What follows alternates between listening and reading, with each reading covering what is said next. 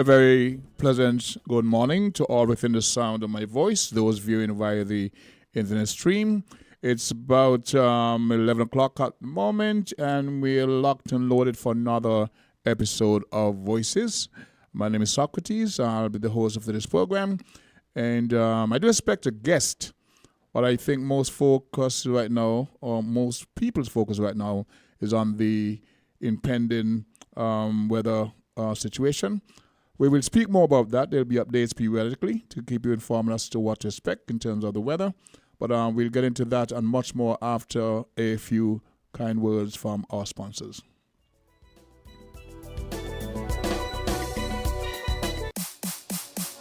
If you need protection, you need one who you can trust. To secure your investment, you need one who'll do you just. TDC Insurance, you're the one that you can trust. TDC Insurance, you're always safe with us. TDC Insurance is your go-to insurance company for all your insurance needs.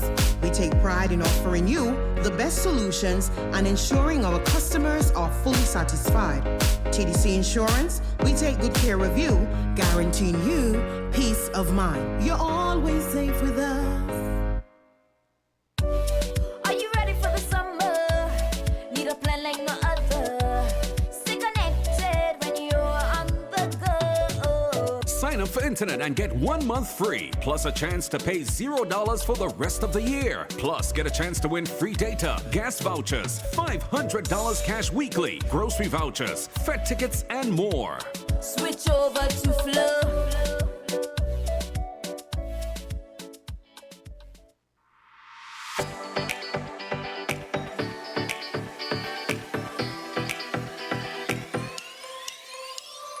Rams the good food people, always there to serve you. Rams the good food people, locations right near you. Rams the good food people, in-store specials for you. Rams the good food people. When you need better service, Rams is always here. Better value, better prices, Rams is always here. Rewarding your loyalty, Rams is always here. We are community, we are family. We are family. Rams for you and me. We are community. Rams for you and me.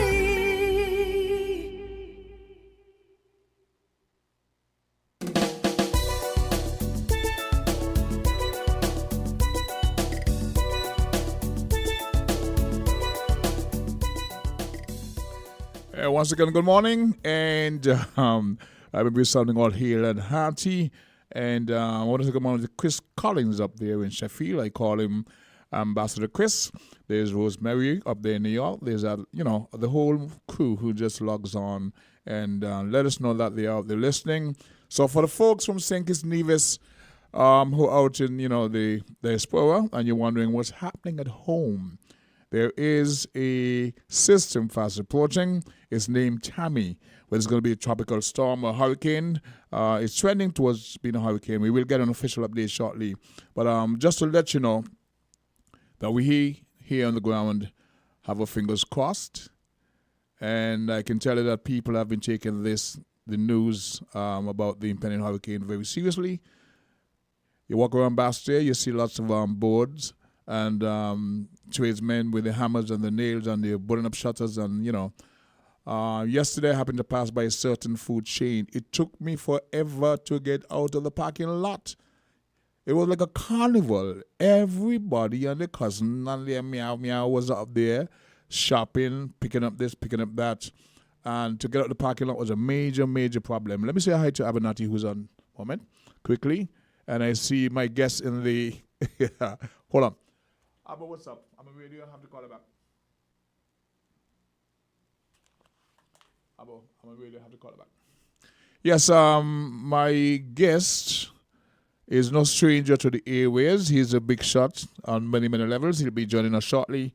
And we're going to have a nice chit-chat about most things cultural carnival in the midst of this preparation for the fast approaching hurricane Let me just sort this out. Voices at the moment. At the moment. Okay, that was for the chairman of the Calypso in Carnival.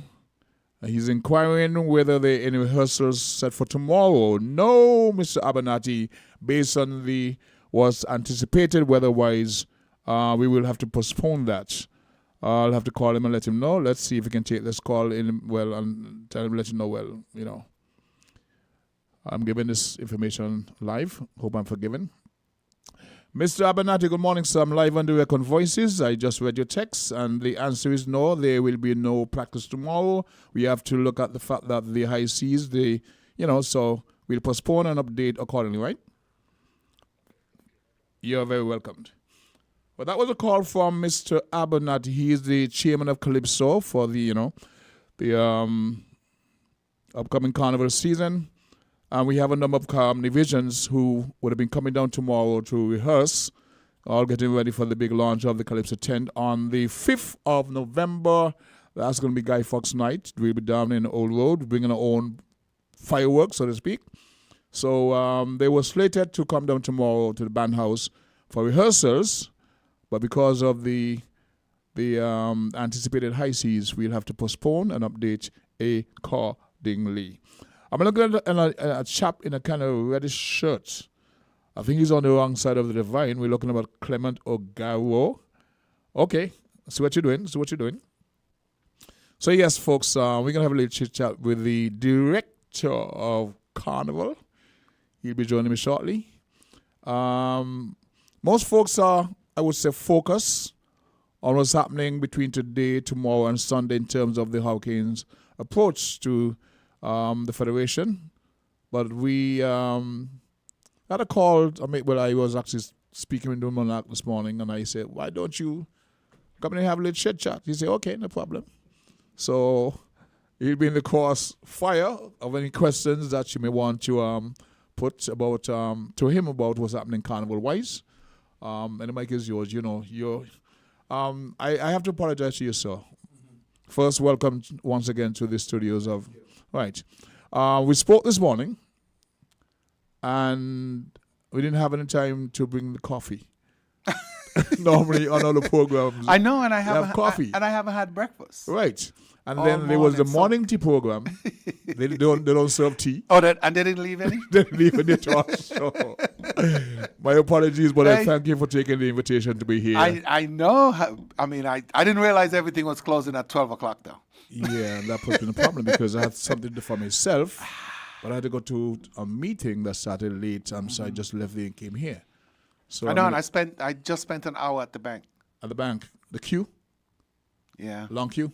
yeah, unfortunately. Heading west yesterday, I happened to stop by a supermarket chain, one of the outlets, and it was like impossible to get into the parking lot and then getting out because everybody, lots of there were students and local were Yeah. shopping up, stocking up, etc. I know. I came from Bird Rock as well, and it's the same thing. Same thing up Same thing at the Rams up there.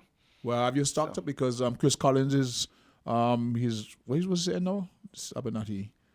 He's saying Chris Collins, let's see. Hey, Chris, Monarch is here with me. He's saying... What is he eating food again? I mean, he's the biggest foodie in England. Remember, it's not breakfast time now, eh? It's a different time zone over there. Okay. So Well, that's true too. he said, hope you get home safe after the show. My prayers are with the region. Right now, nobody is in no position to help. Probably, international donors who come in and help after hurricanes, etc. But welcome once again, Mr. Director of Carnival, to the studios of WINNFM 98.9. Let's see what's going on in Calypso Dome, Carnival Dome, etc. Yeah, well, first of all, let me say thanks, of course, to you for the invitation. Yeah. And also to WINNFM for being one of our media partners as well for, over a number of years. So thanks to Sharena and Sharon.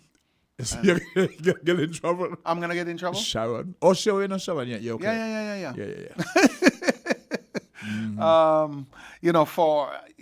In engaging us every year and ensuring that, Sugar Mass is in effect right here on WIN FM. When I'm in 52. Huh? We know in Sugar Man's 52, 52? 52, yes, There you yes, go. yes. So, Calypso. As you know, we had a very successful workshop last week. We had starting last Sunday, and Sunday and Monday. So we had 2 days of the Calypso workshop. And disappointing thing is that we invited the Calypsonians on the first day, and not many of them showed up. What about the second day? The second day was judges only. Oh, Second day was judges only. We did have some Calypsonians who showed up though, and quite a few judges. We had over 20 judges, and some new folks as well who are training, who wanted Okay. the training. well, I want to apologize firstly for not showing up. It wasn't because I didn't want you. I was bogged down with work in the studios. We have some Calypsonians I figured that that's what it was. who presented late, and I'm trying to get as money as possible out in time. There was a program that you offered to Calypsonians, an incentive for early release. And some thought they would make it, but I know there were other songs personally released Yeah. long before then. But you see, there were conditions to it. So just releasing a song wasn't, you know. I don't know. Maybe the first song probably, you know. I don't know. As I said, we've had several releases. The last part of the deadline? the policy really policy, is that you have to take part in the competition. So the So person once who you released are sing- not taking part in the competition? Well, we'll know when we have the eliminations. Okay. So that's the when money hasn't been paid as yet? No, that's when the winner. That's when the winner will be announced. Okay, smart. Because a person can release a track, and then, as you pointed out, may not be taking part in the competition. Yeah, and I mean, there's no promotion for the carnival for you to do that. So, I mean, you know, it would have been nice to have this money up front. You know, but we're working on some stuff. I see how that was necessary. What about some of the other conditions? They say they were conditions. Well, it had to be a properly recorded song. It couldn't just be a man coming in singing on a guitar and say, well, you know, hey, that's my song. Okay. So it had to be properly recorded. The chair of Calypso had to be notified of your release. Not just go on the radio and release. No, You had to go through. correct. You notify him, hey, listen, I'm going to be on Win FM X date, X time, releasing in order to be part of the competition as well. And then, you know, we'll try to listen to the release. If not, I mean, you know, you can record it and turn it into the email. We have an email now strictly for Calypso, so it's calypso@skncarnival.com. Need to make note of that one too. So you would have had a couple of entries for that, for the first release? Yes, we actually did have some entries before the deadline. Okay. I know. Which was? I'm laughing because somebody took this thing to heart. But are they supposed to? Not in a good way, in a bad way, you know. Really? Yeah, I mean, they didn't like the conditions. They didn't like the fact. They didn't think the money was enough. I mean, you know, it was. What was the money? $500? $500, yes. Okay. But we're gonna we're gonna add some stuff. We're gonna do some more in incentives. Montserrat seemed to have had quite a few incentives. I know that their prize money is not the same as ours, but I see that they're doing some incentives. So we may, you know, follow suit with some of the stuff that they're doing as well. Montserrat. Yes. Okay. I had a question just now, but that threw me off. But generally, okay, one of the challenges I've seen over the many years is sometimes artists will take their songs directly to certain radio stations, certain DJs, and they complain they don't get the airplay. I hope I was able to address this by suggestion which I made to the Carnival Committee chairs over the years. Get the radio station, the DJs, the presenters in on that conversation. Throughout the year, they have a certain program they present, they have a certain track in their fan base, and even though it's carnival time, they do not focus on the new songs that would help to market the carnival. So I was hoping that the carnival, we're hoping to have the carnival committee call those particular DJs because they're known in. And would you work with us and market these songs, which will help to market carnival? Well, we have airtime on pretty much all of the radio stations in St. Kitts and in Nevis. Okay. So that's something that will definitely I'll take to the table. I don't think that it should be an issue because maybe what we need to do is to have them, whether it's an hour, 2 hours, or whatever it is. Okay. So you have you said airtime. If you designate an hour on any given day for Calypso, you know what I mean, that's a start. You know, that gives us the guys with the new releases a chance to get because they complain this person's only playing dub or Afrobeat and this and that. They're not really in tune. The funny thing is that back in the day, when there was one radio station, everybody and the uncle knew when it was carnival time in St. Kitts. All the songs, those who were overseas were able to log on, well, not back then log on, but get a tune of what was happening in St. Kitts about the carnival. Today, you have many radio stations, and we don't get that kind of attention or focus on the new songs. I certainly understand, and that's something that we'll take on board. I know that we've been speaking, and so because the carnival is not about the committee. The committee basically are just the facilitators. So we want to make sure that Okay. Chris Collins is saying that we ain't in that category. What are you talking about? Maybe the food category. I don't know. We push all. He pushes Calypso. He pushes Calypso all the way around. Okay. All right, we appreciate that.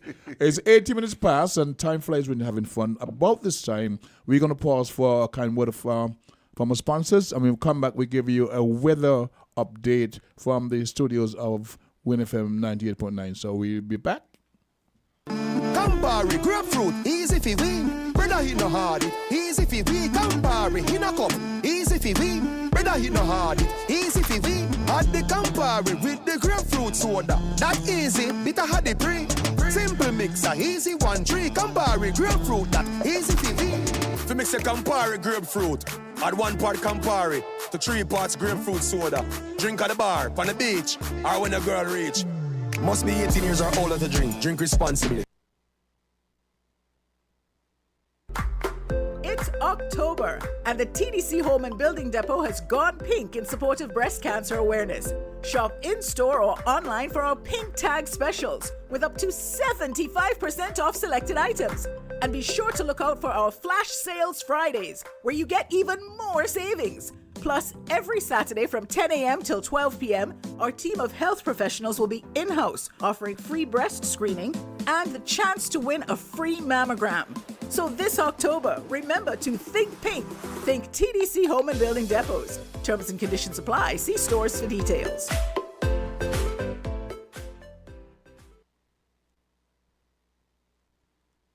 Are you ready for the summer? Need a plan like no other. Stay connected when you're on the go. Sign up for internet and get 1 month free, plus a chance to pay $0 for the rest of the year. Plus, get a chance to win free data, gas vouchers, $500 cash weekly, grocery vouchers, Fed tickets, and more. Switch over to Flow.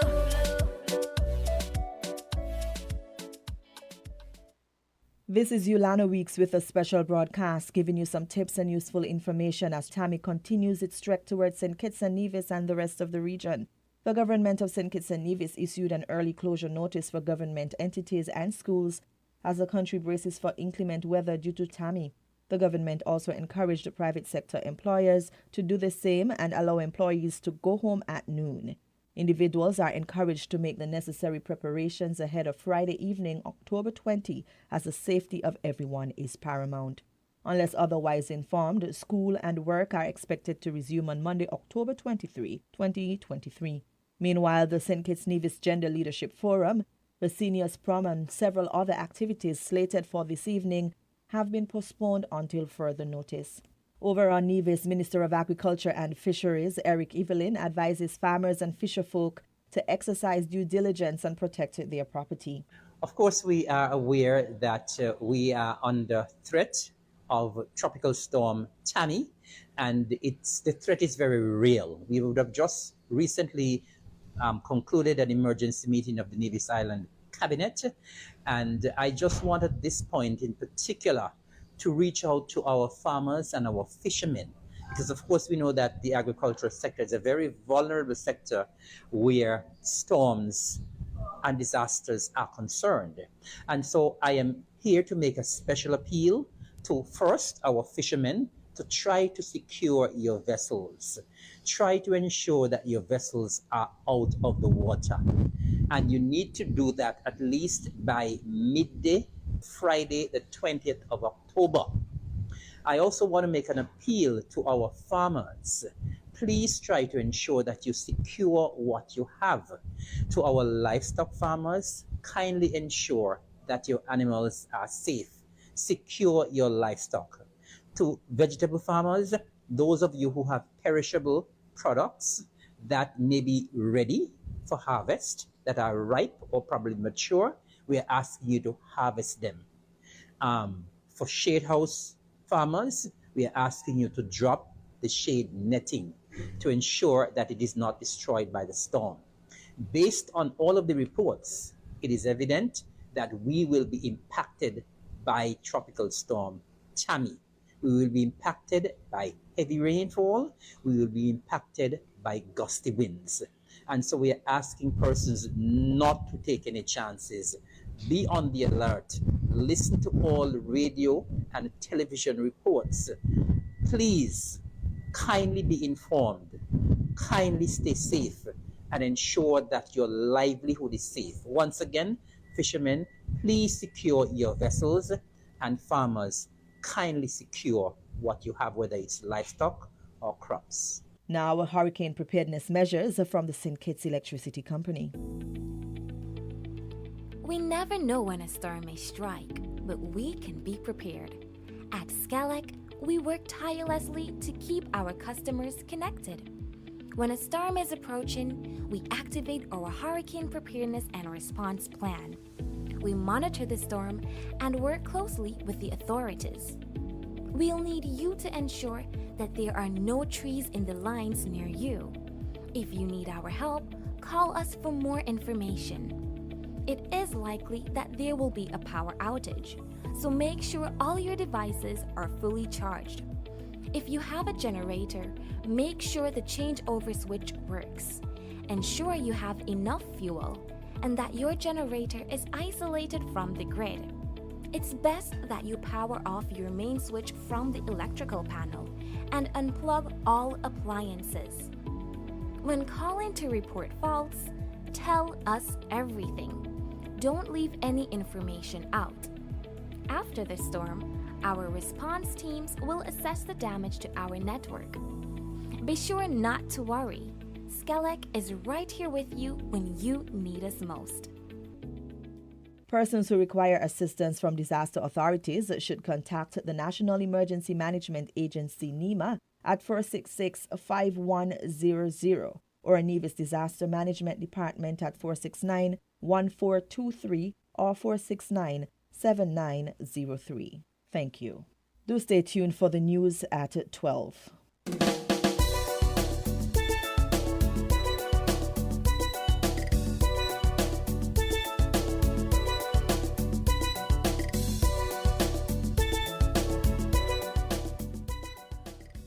Welcome back to the program for viewers and listeners around the globe, because we are indeed global.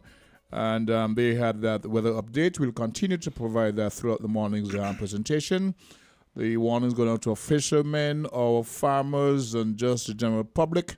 Please take these updates very seriously. We know sometimes there's a case of hit and miss, and we boast that we're blessed. Yeah, the latest I just saw, I don't. It's upgraded to a hurricane now. To a hurricane from a tropical storm. Yes, that's serious. I know. So maybe I really need to go buy some stuff at there. Well, yeah, well done, because you think I'm gonna make it? It depends on what you have at home and that you need, because this continues. I don't usually keep things at home. No, I mean I have water. I have water. Yeah. What about crackers?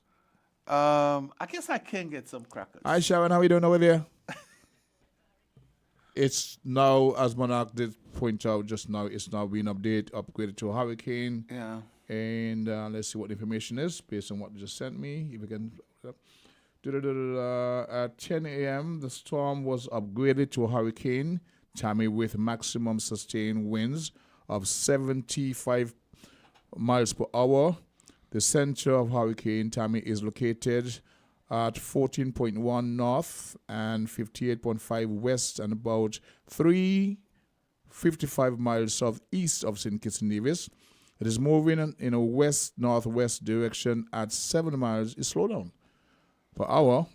It continues to approach our vicinity. Additionally, information will become available in subsequent updates. Persons are asked to take all necessary precautions and put their disaster preparedness plans in place. So, Tropical Storm Tammy has been upgraded to a hurricane. Some time ago, the question was asked about the smart houses. Mm-hmm. How resilient? Yeah. We were told that they should be able to withstand a hurricane for 10. Okay. We don't want to even think about 5. Okay then. Because those smart houses are not yet in place. So that we have right now, we want to know if we can we are survivable. Yes. And so even though it hasn't been great, sounds like a calypso. Well, you're a calypsonian. You're a calypsonian. Listen, but it's funny, eh? Mm-hmm. My blood run hot. For? Whenever I'm in the presence of, calypso and calypso tent and. But do you prioritize on all the other issues that because we need one of these days, man. One of these days. I won't come back, man. Don't worry. I come back in the competition, eh? So Miss Independent and the rest. So of I the don't guys. have to be frightened. No. No need to be. No need to be scared. So why is it I'm the only one from our era still in competition? What's going on with that? Well, you just win. Yeah. But I don't know how to get it. That's the difference. I don't know how to get it. Well, but even if you ain't win, you're close. Close. Very close sometimes. All right. But back in the day. Close enough to even overturn sometimes. Do you recall the closest you ever gotten? I remember the song, but what about the point? I don't know. I think it had to be 1986. Mm-hmm. No, in terms of points to the winner, how close did you get to the point? What was the point separation? I don't know. Think Chris Collins will know? No. I don't. He only knows about food and pictures. But yes. No, to be honest with you, I don't really pay attention to stuff. I mean, I sing when it's over, mm-hmm. Even if I'm not, happy. Because let me tell you, my as most people would know, well, not most people, but the older folks would know, 1986, Screwdriver, mm-hmm. and I'll come to sing. That probably was the closest that I think I got. But even when I looked, and I guess maybe I was kind of forced to look at the scores. The scores, mm-hmm. And even in the first round where people were saying, "Boy, clear gone," mm-hmm. I wasn't ahead. It wasn't okay. The judges' scorecard didn't reflect the sentiment of the crowd of the crowd or mm-hmm. whatever it is. But as I say, I mean, I was disappointed because that year was a determined year for me. Why? Because in the previous year, 1985, I didn't make the semifinals. Okay. I got kicked out. All right. And but I had fun with that, because I was the MC for the Caribbean talented team, the Haynes Smith show. And I said to myself, well, my audience gonna be a good audience tonight. I'm gonna take these 3 judges to task. And you did? And that's what I did. Okay. It sounded like extempo, but I'm gonna admit I worked on some of it before. The public at the end of the show are not normally on the same sheet with the judges. They don't see the same show. Is that because the public is not really informed as to what exactly the criteria is? There's still some guesstimation where the judges or those folks who attend the workshop are trained to see things differently in terms of the Calypsonian, his deportment on stage, his quote-unquote presentation, overall delivery. The crowd is excited with their chosen winner for the night, and then the results are in, and it's like, what did I say again? They cheat. No, listen, I don't know. I think one of the things that we noticed during the workshop as well is I think some of the judges may have been, they just work too hard. And that's one of the reasons why we have this long gap in between the songs. Because to me, I mean, I've judged. I judged the eliminations in Nevis, the semifinals. I mean, the finals for the Culturama Calypso competition, and I've judged before. I mean, there's certain things you don't have to wait until the song is completed. Some people have this idea that you have to wait until the song done to start scoring. No. Don't start. You start. Because correct. If I you mean, you may have to change. Yes. You may have to change because you have the option. Because you think that, okay, for after 2 choruses or 2 band choruses, you say, okay, you got it. I got that. But you Calypsonians may bring in a bridge, and so you might have to revise your score. But the thing is so if then you don't prejudge. Don't prejudge because you know the song, and you expect the person to render it the same way. Verse 1, verse 2, verse 3, and then you say, okay, I got this. And then the last verse. Something different. Yeah. And that's, to me, that's okay because, and especially now that we're going to the electronic system. We're going to use the electronic system. So it's just a matter of delete and whatever it is. And hit send. And add, but we want you can start, framing up. I mean, that's not really, to me, it's when you think that, you know what, I've heard this song on Win FM before, so I'm going to judge it based on that. I think that that's the problem. We still have to judge based on what we're hearing on the night of the show. And I can tell you, by the end of the workshop, because we had Calypso for 2 days, Soca for 2 days, and Pan for 2 days. And a lot of the judges were the same. But by the end of the second day with the judges only, we saw where now, people are scoring a little bit faster. This year we're going, as I said, with the electronic system. Yep. And I want to say thanks to Abernathy and the guys at the NIA IT department for assisting us with that. So, we're making it a truly federal carnival. I know in the past, carnival was like, oh, okay, there's a St. Kitts thing, Nobody... Let's read what Chris Collins just wrote. Come up. Oh, lost a thing. He's saying that nobody was able to match the dress standard like you until I came along. So he writes, nobody has ever been able to set the dress standard on stage like Monarch. Uncut. Okay, he says Monarch, until you started. He is a trendsetter. Listen. That he's talking about you? No, listen, I grew up in the era. I grew up in the era where it was, I guess, fashionable to dress the part.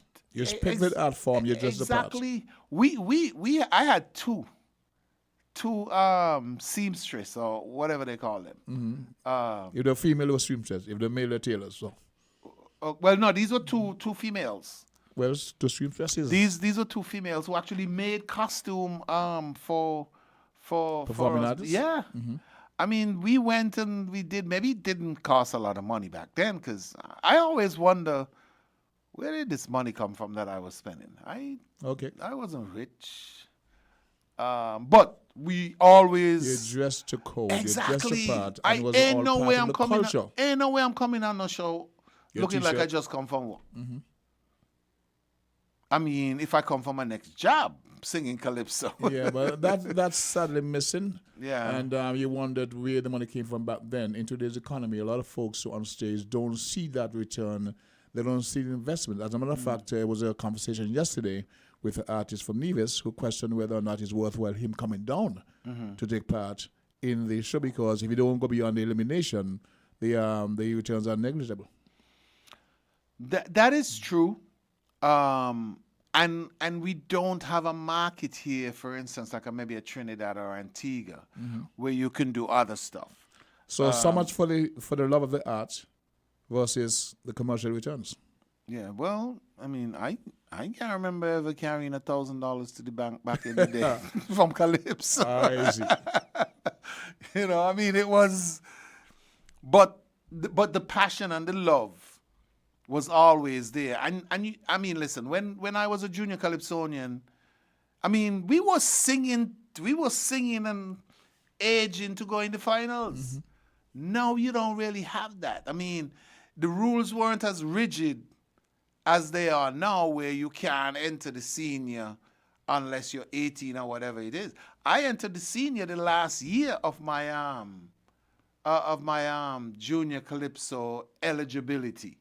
And that was the same year that I went to Trinidad and recorded. And of course I Which song was that? Universal Problem. Okay, I recall Universal Problem and Disco Kid. I recall Disco Kid. I had a lot of 79. Yeah. Oh my So you've been God. I'm invested aging a long myself time. right now, man. I know you're the director of Carnival. You're pedigreed, right? So what's going on? Okay, we'll take a break shortly because we are at that time. We're going to take a break, go down town, give Caesar his due. When we come back, we'll talk about what's happening now in Calypso, the Carnival programs under your directorship, so to speak. Wonderful.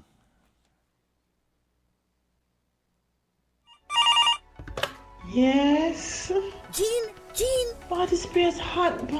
I can't take it. Well, it's a good thing I called. The TDC Home and Building Depots are having their Cool 'em Down sale, and you're sure to get 25% discount on fans, AC units, coolers, fridges, and more to beat this heat. Girl, Betty, you're making joke. No, girl. Stop sweating and let's go to the store now. Come pick me up, because may want to miss the sale at TDC Home and Building Depot. Cool. Terms and conditions apply. See store for details. Are you ready for the summer? Need a plan like no other. Stay connected when you're on the go. Sign up for internet and get 1 month free, plus a chance to pay $0 for the rest of the year. Plus, get a chance to win free data, gas vouchers, $500 cash weekly, grocery vouchers, Fed tickets, and more. Switch over to Flow.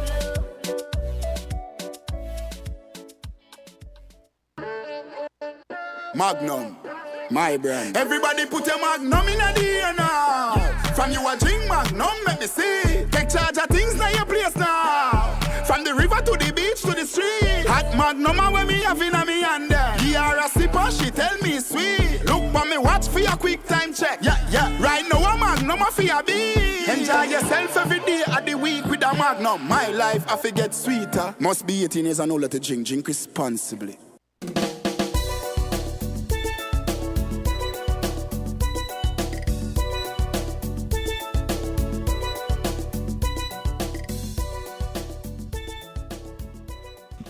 Live and direct in the studios of WINNFM 98.9. We are saying good morning to Petra, the spectator over there in Antigua, Barbuda. Hoping you guys are doing all right over there. And we are in the studios with the director of Carnival, Mr. Clement Ogaro Monarch. No, Clement Monarch Ogaro. Yeah, any combination. Any is combination. fine. Any combination. And so, Mr. Director of Carnival, for the folks who have not been in tune with what's happening, what can you tell us about Carnival, the plans, how things are progressing or not, your time frame, tents opening, etc.? Well, one of the things that we wanted to work on first was a policy that everybody could agree on for all of the competitions. So Calypso, Junior and Senior, Road March, which is always a ticklish issue, and so that's what we're doing right now. We're hoping to have all of this done by next week. All of the policy the Calypso is done. A message was sent out in the Calypso chat for guys to collect a physical copy if they want of the policy and sign off on it. After that, our next step is to actually start to plan the shows. So November, we're going to use that time to plan our shows. We're having You're not saying that in November you're just beginning to plan the shows? Well, we're talking about plan the... No, Implement. not that kind of planning. Not that kind of planning. Okay. We're basically late. I mean, we know all the shows are going to be in the stadium. We're going to be in the cricket stadium. Last year, of course, there was a back and forth because, of so many things that were happening. But this year we're going to the cricket stadium. We're not going to be back and forth. And we're not going to spend the kind of, crazy money to upgrade the Carnival Village, only for it to fall apart again next year. So, but the implementation of the plans, if as you say, that's what we're going to be doing in November. So we'll be ready. First quarter November, when? Mid-November. By the 17th of November, we should have basically everything in place. We should know who is on the show, the sound system, the stage, the lights, all that good stuff. We'll know. We've had about 60 Calypsonians registered this year. That's 60 senior Calypsonians. In the junior, we've had a record amount as well, 19 junior Calypsonians. And so that is something that we're working on. Unfortunately, the weather is going to prevent us from having the meeting that we planned with the junior Calypsonians and their parents. Tomorrow. Tomorrow? Yes, okay. yes. And I know it's preventing the guys from coming down for the rehearsals as well. From Nevis, it was planned. Communication. It was planned for the Calypsonians from Nevis affiliated with Legends Tent to get rehearsed tomorrow, the first. We actually rehearse the music during the week. But for them to come down on that day and, sing with the song. So we're doing that. And I got a query from the mother of the Invincible this morning as to, so I'll have to give an update after Tammy would have passed. We're hoping we don't stay too long. It's been upgraded to a hurricane now. Yes. We don't know what category as yet. I think the midday newscast would give more information on that. But that has affected, as you say, your program tomorrow for the youth. For the junior Calypso, yes. We had a meeting with junior Calypsonians tomorrow and soca artists on Monday. As I said, because we're finalizing all of that. We think we have a good deal with the junior Calypsonians this year. It's 19. I mean, I know in this day and age, no father or mother wants their kid not to make the finals, but I mean, we can't have a finals with 19 people, so there will be an elimination. Yes. Last night at the rehearsals, we featured Legends, a young lady, 11 years old. She was there with her mom, and she is a candidate for the competition, the junior, but she will be featured in the Legends tent, and she's doing a song where she talk about Carl Brown and his monkey policy. Carl Brown have a monkey policy, right? So I'm sorry, I don't have a copy to You don't know you have a policy? I've heard him. Yeah, well, he said feed more tree mutton to the tourists and that will help the farmers and stuff like that. But she's saying, when you're doing that, you're eating the cousin. I know. I don't think I've ever had tree mutton? Tree mutton, no. Knowingly. Okay, so that's one of our, trying to inject a little humor in the tent from that stage. Yeah. Because it's the humor that brings most people out and such. Exactly. And that, I think, has been, a lot of it has been missing in the tents of late. I know last year we had a couple songs in Legends, Fat Pork. So the fat pork tree. Yes, the fat pork tree. Specific, yeah. Oh, okay, not the fruit, the tree. The fat pork tree. Yes.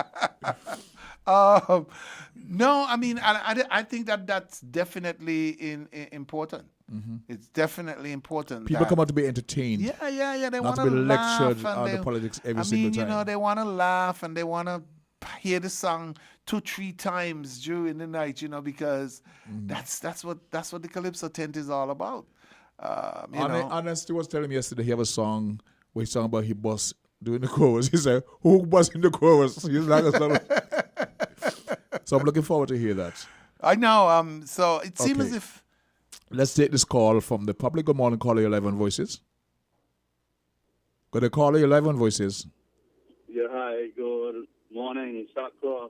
Yes, sir, how are you? And Monarch, I'm pretty okay. Good morning. I just have a concern with this. There's a bit of a buzz on your line and you seem to have lost you. Are you there, sir? Hello? Yes, we just got you back. We thought we lost you. You were saying there's a concern that you have? I'm saying that I have a suggestion. Yes. Because 30 years, my experience is that sometimes when you judge and you consult with other judges, other persons who judge, the dots do not seem to connect with respect to the placement of the Calypso final show. And I would like to suggest that for the finals, you have a bag with about 20 trained judges, because you had quite a lot. You said quite a number of them showed up. And you had some from previous years who might not have been there this year. I would like there to be a bag with about 20 judges, and you pick the 8 judges or the 7 judges out of that bag. And then, while the competition is going on, you must get a photocopy, a copy of each judge's results to a head judge. The judges themselves would select a head judge, and just what you give to the auditors, you must also give to that head judge. Because I believe that there is time that this thing about auditors, no disrespect to them, I don't believe there should be a force unto themselves. They must be accountable via reconciliation. Whatever they say must be the same thing that the head judge would have. Because very often, very often, the dots just do not seem to connect at times with the final ranking of the Calypsonians. We have to come better than that. And I would know because I would have judged a few times, and in consultation with other judges, the dots just did not connect. So I would like to suggest for the finals, 20 trained judges in a bag, and you pick your 8 of them, and then... Hello? Yes, we're listening. Yeah, and then on the night of the final competition as well, you take a copy, because the judges were among themselves, pick a head judge who would be given the same information that the auditors are giving. That is my suggestion, and I think we should really go that way. But you know that... We are becoming tired of questioning how those rankings came about. That's all I have to input. Yeah, but you know that the first part of what you're suggesting was done already, where the judges were selected on the night of the competition by pulling their name out of a bag. That has happened several times. Now the other part of it is, I guess, having the head judge. Copy. Yeah, but I mean, okay. if the head judge is not empowered to do anything, then We say there must be consistency, so you go back to the drawing board. If the auditors present certain result and the head judges based on the score that they put together doesn't reflect the same thing, then you got a problem. That's what you're suggesting. Because, well, I'm trying to understand it because, okay, so say for instance, a scenario is, okay, so Calypsonians finish singing, the head judge gets the tally. Scores, yes. I mean, so at that point, can he says, well, hey, I'm not happy with Tom's score, so let me go back to Tom for Tom to reconsider? Well, he was saying if there's consistency between the results that the tabulators present and the scores amalgamation that the chief judge, the head judge have, they must be the same. If not, there is a But what if they're not? What's the alternative? Well, I don't know if you can call back and give the answer. Yeah, I mean, because if we go to where the head judge can say, hey, listen, these scores don't make any sense, or this score don't make any sense, what then? Because that's the point. Because it wouldn't make any sense if the head judge can't make any changes. At 11:51, we got in the studio with us the director of Carnival in the person of Clement, a Governor Monarch, and he just fielded a question from a judge, Calypso judge. Yes. Let's take this on the caller. Caller, good day, you're live on Voices. We lost that caller by. If you got a chance to get back in on the program, we'd love to hear what you have to say, contribute to the program. Okay, you're back. Good day, caller, you're live on Voices. Good day, the king. Good day, sir. Both kings. Mr. Brown. Yes. We were talking about you and your monkey policy, but go ahead. Call is yours. No, the monkey policy ain't today. We're talking Calypso today.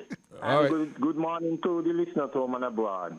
Mm-hmm. Well, Director Monarch. Yes, sir.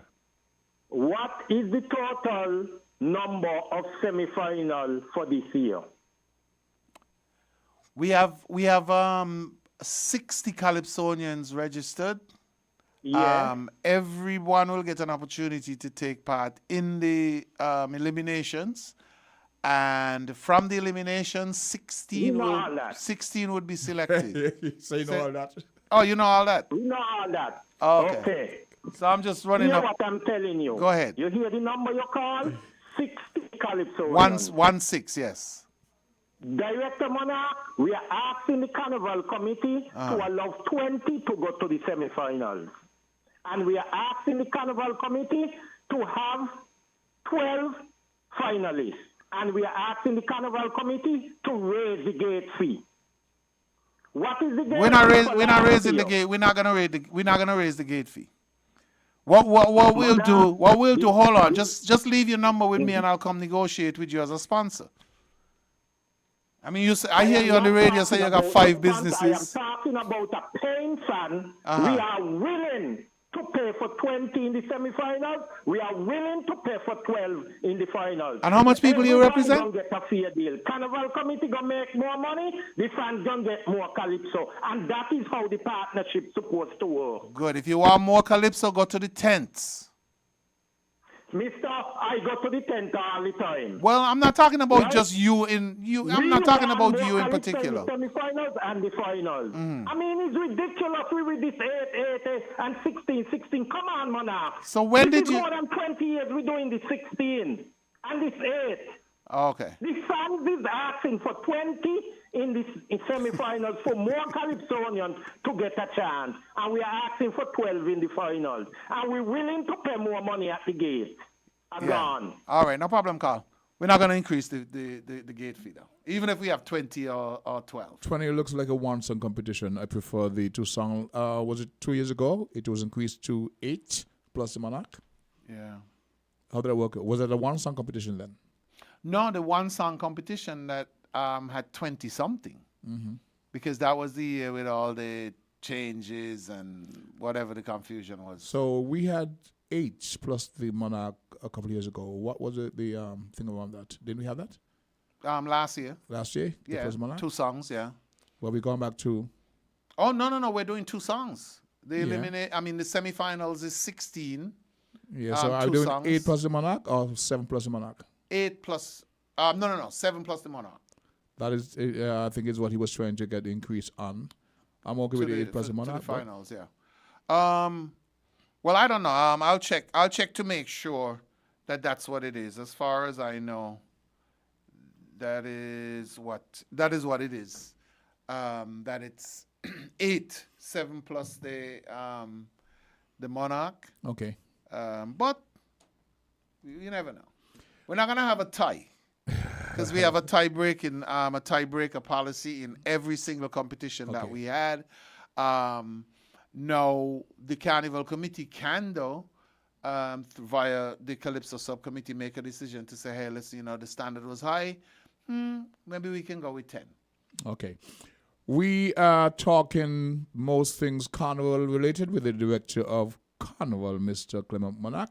There will be an update on the weather situation at the top of the hour, which is about 4 minutes away. So we'll get that update on tropical hurricane now. Hurricane Tammy, it has been upgraded. And so in about 4 minutes, you'll get that information. So please stay tuned to be better informed as to what to do. Mr. Monarch will be taking his leave shortly after, before he disappears.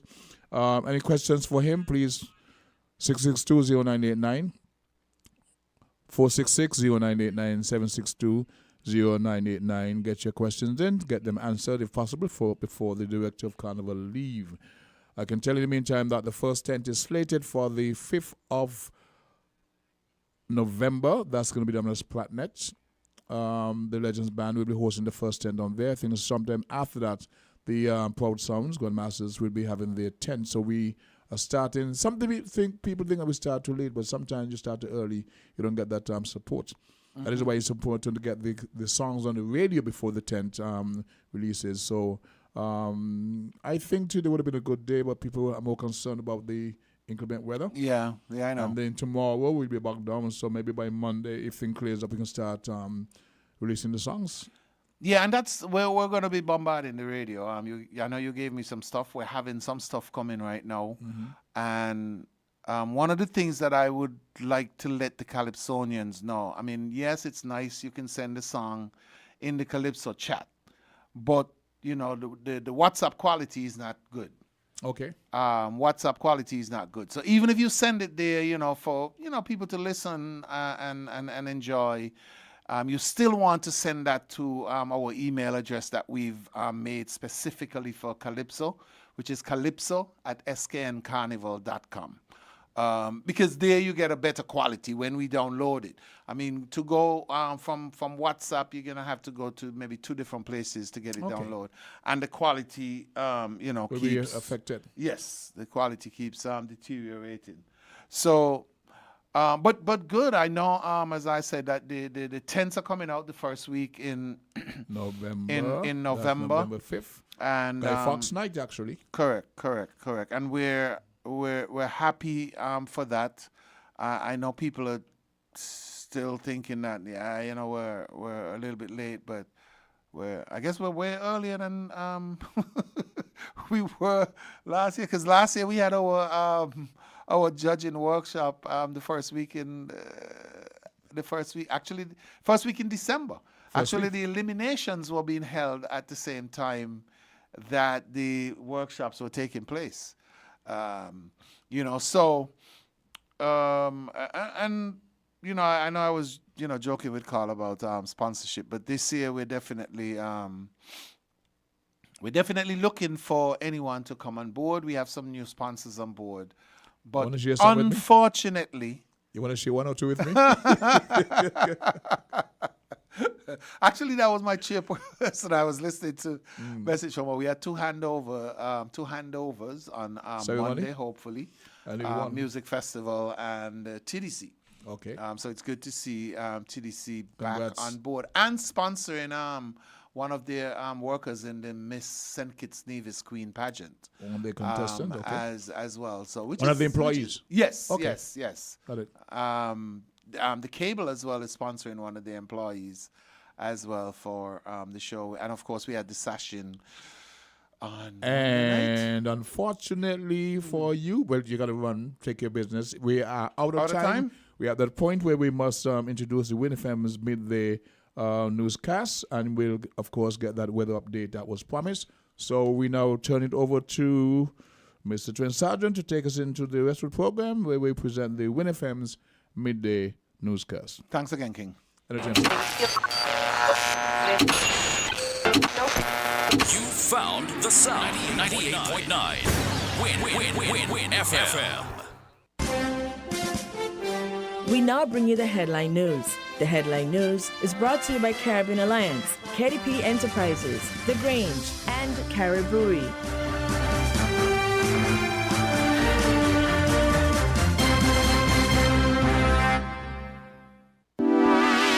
Shipping your cargo shouldn't be a hassle. It can be as easy as a single call to Amerijet International, your worldwide cargo transportation solution. We provide all the services you need to ship your goods anywhere in the world, whether your shipment is fresh, frozen, large or small, alive or hazardous. You can count on Amerijet to deliver it safe and sound. Amerijet International, by land, sea or air, we get it there. For more information, visit us online at www.amerijet.com or call us at KDP Enterprises at 466-9595. Did you know that the Grange Healthcare Facility is the first purpose-built, non-governmental healthcare organization on St. Kitts? It's situated at Otley's, 7 miles east of Basseterre in beautifully landscaped surroundings. The Grange has a team of highly trained professionals and provides care that's rated as being comparable with UK and North American standards. The Grange offers varied accommodations to suit your individual needs, and our all-inclusive packages make the cost of care per hour the most competitive on the island. Services include convalescent care for all ages, daycare facilities for older adults, rehabilitation services, and training and continuing education for healthcare providers. For more information, call 466-5525 or 465-8020. Fax 466-8221 or email thegrangehealth@gmail.com or visit our website at www.grangehealthcarefacility.com. With over a century of perfection behind the Mackeson name, a smooth blend with perfect balance and richness, it's no wonder Mackeson Triple Stout has a legacy of perfection. Enjoy the world over. Introducing our new look with the same great taste. Mackeson. All hail the king. Please drink responsibly. When it comes to the important things in life, your health, your education, your choice of a life partner, and of course your insurance provider, only the best will do. Caribbean Alliance Insurance is the only insurance company in the Eastern Caribbean with an A excellent rating. We have a robust 3-tier reinsurance strategy that protects our policyholders from multiple catastrophes, even if they occur in quick succession. We spread our risks over 18 territories, ensuring minimal impact to individual territories when a disaster strikes. We provide an excellent claims experience. Claim settlement is usually between 24 to 48 hours. Our A excellent rating means that you are more secure with us. Contact us for motor, property, marine, public liability, employer's liability, and other policies. Dalil Walwyn, people you can trust. Local agent for Caribbean Alliance Insurance. Tomorrow secured. With the WINNFM Midday News, I am Kevon Brown. And I am Yulana Weeks. Our top stories. St. Kitts and Nevis is in a state of readiness for impending Hurricane Tammy. Farmers and fisherfolk are encouraged to secure their property as storm approaches. Guyana President pushes for closer ties between CARICOM and Canada during summit opening. The St. Lucia Chamber of Commerce stands up for its members amid accusations of not relaying the benefits of VAT removal to consumers. Internationally, United Nations Secretary General Antonio Guterres has called for trucks carrying aid to be allowed into Gaza. Now the details.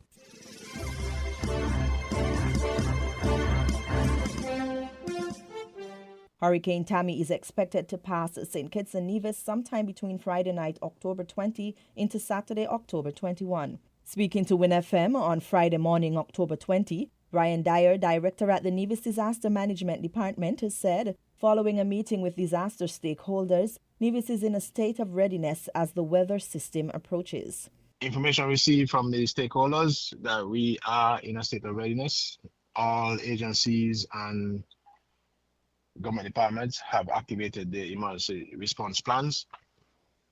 We have been concentrating on clearing our drains in the areas that are prone to flooding. And after that meeting, I then briefed the Nevis Administration Cabinet of Ministers with regards to the state of readiness as reported by the stakeholders of the Nevis Disaster Management Committee. The island of Nevis is in a state of readiness. We have seen persons going to the groceries and stocking up on their food supplies, etc., etc.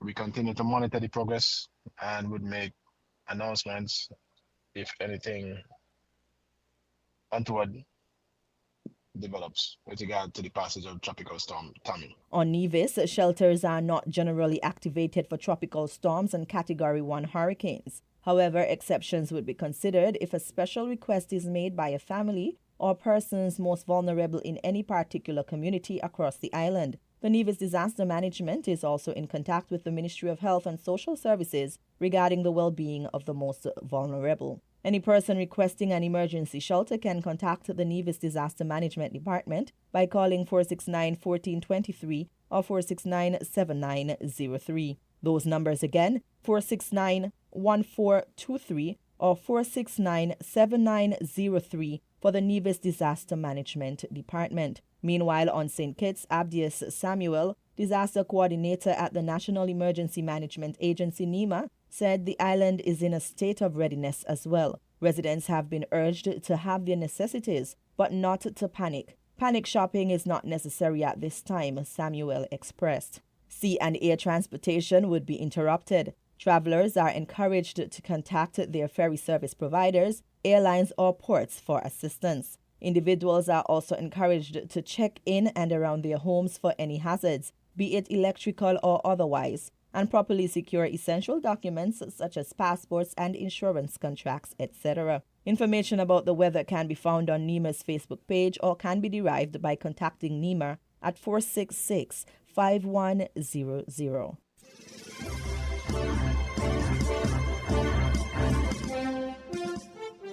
Eric Evelyn, Minister of Agriculture and Fisheries on the island of Nevis, issued a statement on Thursday, October 19, encouraging farmers and fishers to secure their property as the island braces for impact of Hurricane Tammy. I just want at this point in particular to reach out to our farmers and our fishermen, because of course we know that the agricultural sector is a very vulnerable sector where storms and disasters are concerned. And so I am here to make a special appeal to first our fishermen to try to secure your vessels. Try to ensure that your vessels are out of the water. And you need to do that at least by midday, Friday, the 20th of October. I also want to make an appeal to our farmers. Please try to ensure that you secure what you have. To our livestock farmers, kindly ensure that your animals are safe. Secure your livestock. To vegetable farmers, those of you who have perishable products that may be ready for harvest, that are ripe or probably mature, we are asking you to harvest them.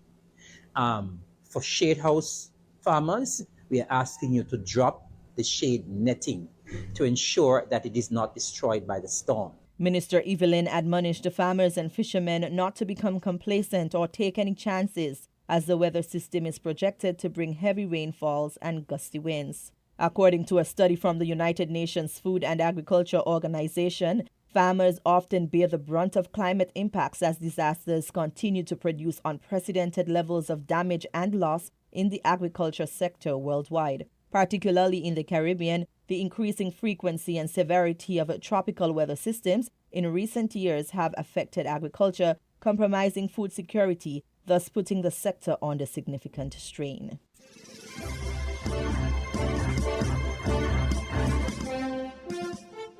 In regional news, Guyana president pushes for closer ties between CARICOM and Canada during summit opening. Guyana News Source has that story. At the ongoing Canada CARICOM Summit in Ottawa, President Ariel Henry has indicated that the summit provides an opportunity for CARICOM and Canada to discuss important issues and look at ways to improve trade and other relations.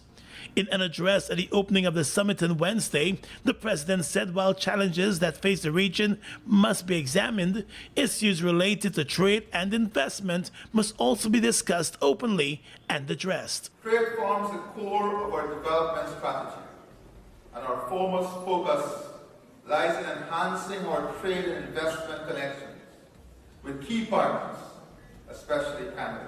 The president also said that the Canada-CARICOM partnership has been characterized by shared principles of democracy, the rule of law, and the maintenance of peace. Canada has long-standing ties with many CARICOM countries on a wide range of shared priorities, including trade, security, and defense, international assistance, and governance. The summit builds on the work that Canada has been doing to strengthen ties with the region. More than 2 million Canadians travel to CARICOM countries annually, and over 10,000 students from CARICOM study in Canada every year. In 2022, Canada's two-way merchandise trade with CARICOM countries reached $1.8 billion. In 2021, bilateral trade and services reached more than $3.9 billion. Meanwhile, the president also noted that there is much to learn from the CARICOM-Canada partnership and relationship. He praised Canada for its support and leadership over the years on regional and global issues, and also noted that CARICOM and Canada must always stand on the right side of justice globally. Indeed, our concern is not just the development and prosperity of our region and Canada. Our concern is about better conditions for all of humanity. Our concern is about peace for all of humanity. Our concern is about justice, equity. Our concern is about the removal of hate. Our concern is to end war with peace all across the world. The Canadian Prime Minister Justin Trudeau said Canada will continue to build with the Caribbean. The summit is being held at a time when the world is inflicted with conflicts and wars, from the Russian-Ukraine war in Europe to the Israel-Hamas conflict in the Middle East. Canada has already pledged support for many CARICOM countries.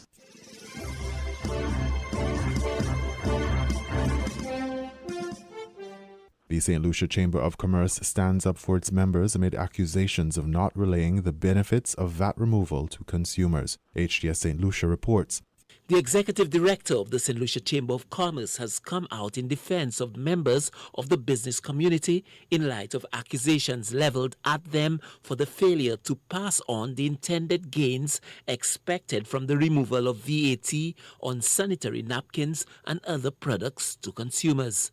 Louise says there was no malice or intent to defraud the consumers of the reduction in prices on the government-targeted products. The Chamber's executive director puts it all down to a lack of information or error. I could assure you that members of the St. Lucia Chamber of Commerce are cooperating. They're following the rules and requirements and the laws, and they're in full compliance. There may have been issues in the start of the implementation because of lack of information or poor understanding, but I am confident that the Chamber members are participating. Louise says the Chamber of Commerce welcomes genuine consultation with government on matters pertinent to the business community. He points to the terms zero-rated and VAT-exempt, which he notes sounds like a distinction without a difference to the ordinary person. But he says it has serious implications for the bottom line of the business community. The Chamber has a standing concern regarding the placement of goods on exempt list. We think the goods should be, we'd prefer to see these goods zero-rated rather than placed on the exempt list, and we are going to have discussions on the matter. We think that when the government has policy intentions that are noble, the business community will support. We understand some of the reasons why, and so they do, some of the policies are what they are, and we work with the government to make sure they are implemented smoothly. When the goods are zero-rated, there's a VAT rate, it is zero, and you could claim back the VAT you have paid on these items. When it is exempt, you cannot claim back, so it is just a cost on your goods. And so, again, the rules specify how these are dealt with, and so we hope to have further discussions on the matter. The executive director of the Chamber of Commerce says he welcomes the government's flexibility in delaying the implementation of the 2.5 health and security levy on services. He says often people underestimate the adjustments that businesses have to make to comply with the introduction of measures such as the new levy. There was a rollback on the implementation on the services element of the 2.5, and that was welcomed by the Chamber and actually requested by the Chamber. Simply because the business community, a vast majority of the business community who would be paying the 2.5% and would be expected to charge the 2.5% were not prepared because they had to adjust their accounting systems. A lot of people do not fully appreciate the back office operations and changes that have to be made. So we think that it was a wise move to give the business community some time. As far as I'm aware, there are some businesses who still have not been able to do it within the period and will just have to absorb the 2.5%. The business community had been on the receiving end of sharp criticism by both government ministers and the general public for its perceived lack of cooperation in passing on the intended gains brought about by the removal of VAT on set products to the consumers. The executive director of the Chamber of Commerce says its members stand ready to cooperate with the government in its effort to lessen the effects of inflation. Stanley Lucien for the HCS News Force.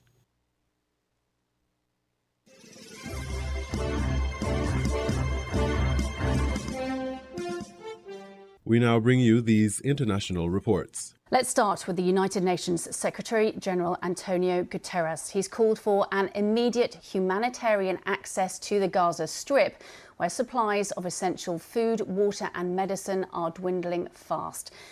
Speaking at the Rafah crossing between Egypt and the Gaza Strip, where more than 100 trucks, including the initial convoy of 20, are waiting for the green light to drive into Gaza, Mr. Guterres pleaded for them to be allowed to move to the other side. Here's some of what he said. So these trucks are not just trucks. They are a lifeline. They are the difference between life and death for so many people in Gaza. And to see them stuck here makes me be very clear. What we need is to make them move. To make them move to the other side of this wall. To make them move as quickly as possible and as many as possible. Recently, it was announced by Israel and by the United States that humanitarian aid would be allowed to enter Gaza. And I know that there is also an agreement between Egypt and Israel to make it possible. But these announcements were made with some conditions. These must be a sustained effort.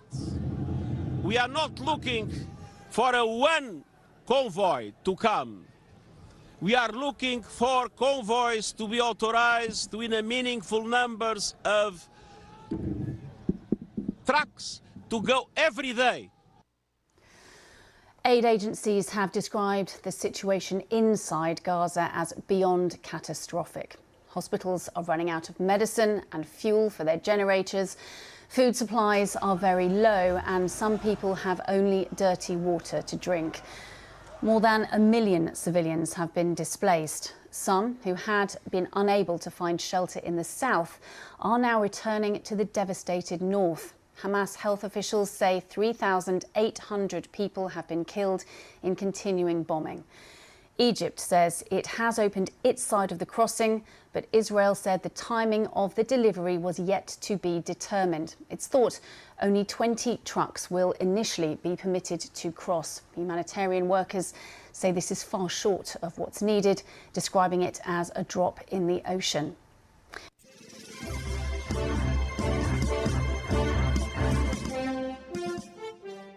Good evening, my fellow Americans. The gravity of the moment underscored by a rare Oval Office address. President Joe Biden has sought to convince Americans weary of the war in Ukraine that the United States must fund yet another military conflict in Israel. Hamas and Putin represent different threats, but they share this in common. They both want to completely annihilate a neighboring democracy, completely annihilate it. It's a tough sell for a president who in 2019 promised voters he'd end the forever wars. But Biden argues not funding Ukraine and now Israel's conflicts will embolden the enemies of America's allies, ultimately putting Americans at risk. American alliances will keep us, America, safe. American values are what make us a partner that other nations want to work with. To put all that at risk, if we walk away from Ukraine, if we turn our backs on Israel, it's just not worth it. In a politically divided United States, where the FBI reports Islamophobic and anti-Semitic attacks are rising following the October 7th attack in Israel, Biden has cautioned Americans not to give in to hate.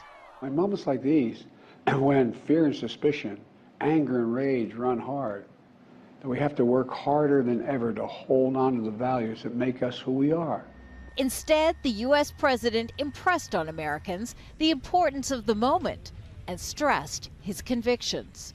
We cannot and will not let terrorists like Hamas and tyrants like Putin win. I refuse to let that happen. That's why President Biden is requesting Congress provide $100 billion in security funding for Israel, Ukraine, even Taiwan and the southern border of the United States and Mexico.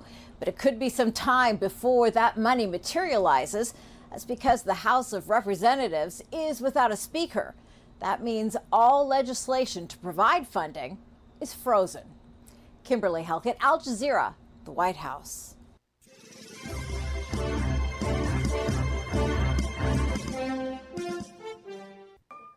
Well, Yumna Said joins us now on the phone from Gaza City. And Yumna, the casualties rise, and often Palestinian casualties are seen just as numbers. Talk us through what happened to some of the people who were hit in the strikes on hospitals and also a residential building, 5 stories, that we were talking to Hani earlier on and said we weren't sure at that point what happened to the people inside. As you see and as the whole world sees, many of the casualties or most of the casualties in the Israeli airstrikes are for children, mainly children. Now, people who go to take refuge in hospitals like Al Ahli Hospital, Al Shifa Hospital, and other hospitals, they're mainly families, children, women, and elderly that are afraid for their families' lives, and they take them to the hospital as the best and the safest place for refuge. But then they are targeted there. All homes that are being targeted now, and I'm not talking about residential towers, but homes, they are being targeted while their residents are inside them. And most of those residents are mainly children. This is what we have been seeing over and over and over. All the targetings that have happened today in Khan Yunis and in Rafah, in Gaza City, they were all for residential homes with their civilians inside. Each time you're at a hospital in Gaza, ambulances are bringing in children. We filmed so many children sleeping around in the beds of the hospitals, in the receptions, and in the corridors of the hospitals. Most casualties, as even doctors tell us, are of the children. This is happening as the UN Secretary General was earlier today on the other side of the border in Egypt, calling for aid trucks to be allowed in immediately. Any sign that anyone's listening to him and that will happen soon? Well, the whole world now is talking about the entering of aid trucks that have been declined, the entering for over almost 2 weeks now since they arrived at the Rafah border. The road to the Rafah border crossing inside Gaza was bombarded many times, even to delay, even after the approval of the entering of these trucks. the delay of their entering because they know that there is no proper road for these trucks to cross into the Gaza Strip. Again, we're talking about 20 humanitarian aid trucks for over 2 million people in the worst conditions ever. Israel is saying that these trucks are only for the southern parts of the Gaza Strip. That's Khan Yunis and Rafah. And it's also saying that they're only going to be carrying food, medication, water. So there's no sign of fuel, and there is no sign of what is needed for the rest of the Strip. While there are thousands still here in the northern part of Gaza and in Gaza City. We have seen thousands of them in the Shifa hospital and in other hospitals in Gaza City. What happens to the rest of these people? That is not even part of the plan. No one is talking about that. Worse than that all, Sammy, is really that no one is talking about a ceasefire or an instant ceasefire for the ongoing airstrikes that are targeting civilians every now and then in the Gaza Strip. And this is the major problem now. Fuel is completely running out of the Strip. Hospitals have called out for any person, any private facility that has any kind or amount of fuel to bring to the hospitals in order for them to keep operating. And this is what we have seen people and private facilities do the past few days. But again, people can't move around the Strip because of the shortage of fuel and diesel in the Strip. So the crises are further getting complicated. They're compounding more and more. And we're still only hearing news about the opening of the Rafah border for the entering of humanitarian aid trucks in the Gaza Strip.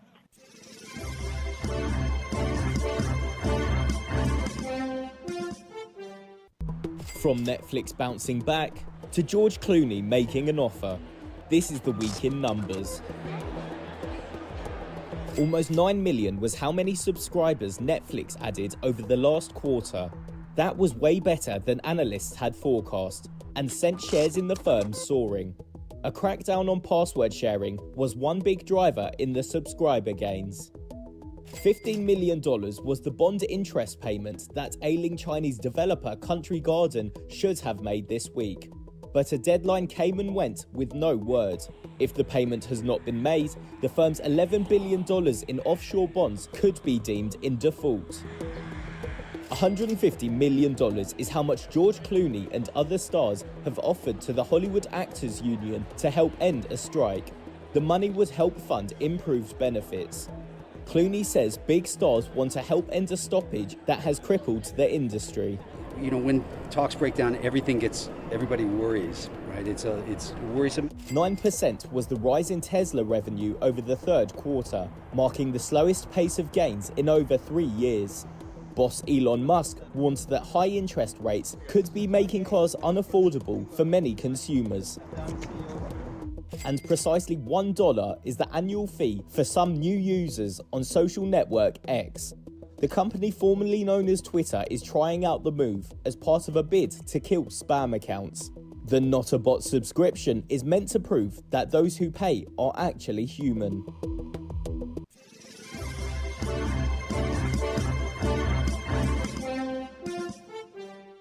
You were listening to the Midday News on WINNFM 98.9. The headlines? St. Kitts and Nevis is in a state of readiness for impending Hurricane Tammy. Farmers and fisherfolk are encouraged to secure their property as storm approaches. Guyana President pushes for closer ties between CARICOM and Canada during summit opening. The St. Lucia Chamber of Commerce stands up for its members amid accusations of not relaying the benefits of VAT removal to consumers. Internationally, United Nations Secretary General Antonio Guterres has called for trucks carrying aid to be allowed into Gaza. Thank you for listening. That was the WINNFM Headline News. The headline news was brought to you by Caribbean Alliance, KDP Enterprises, The Grange, and Carib Brewery.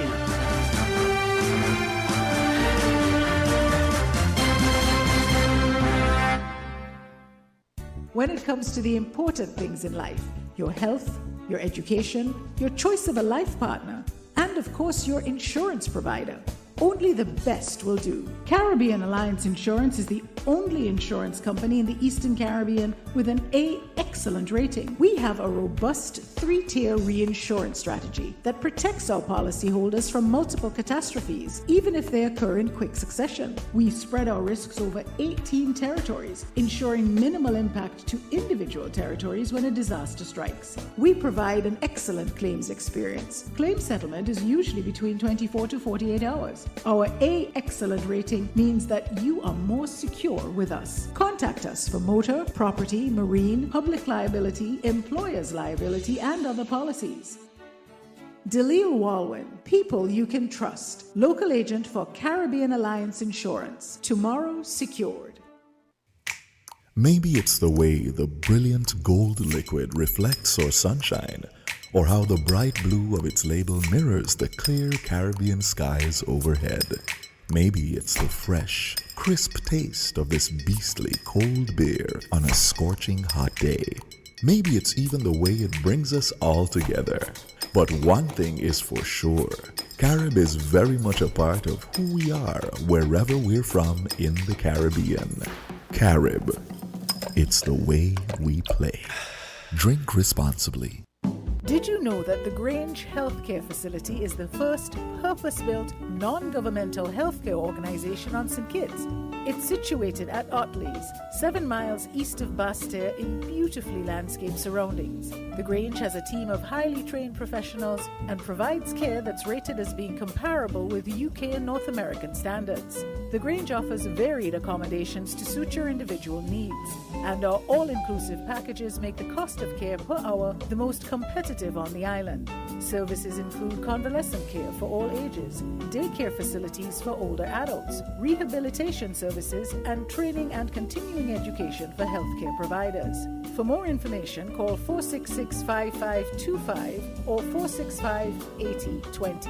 Fax 466-8221 or email thegrangehealth@gmail.com or visit our website at www.grangehealthcarefacility.com.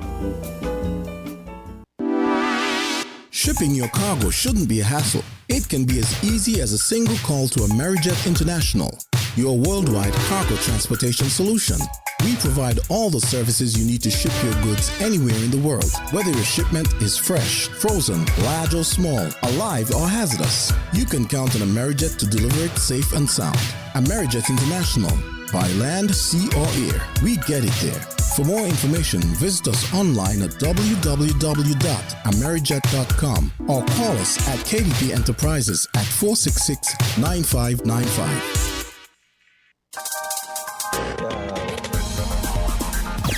Different. We're 98.9. 98.9. Win FM. Did you really think cybersecurity was just not for you? Think again. The threat is real and everyone can fall. It's time to get ready and protect your business. At Cable and Wireless Business, we are the top local partner with global cybersecurity expertise. Cybercrime will not stop us. Visit stopthenextattack.com for more.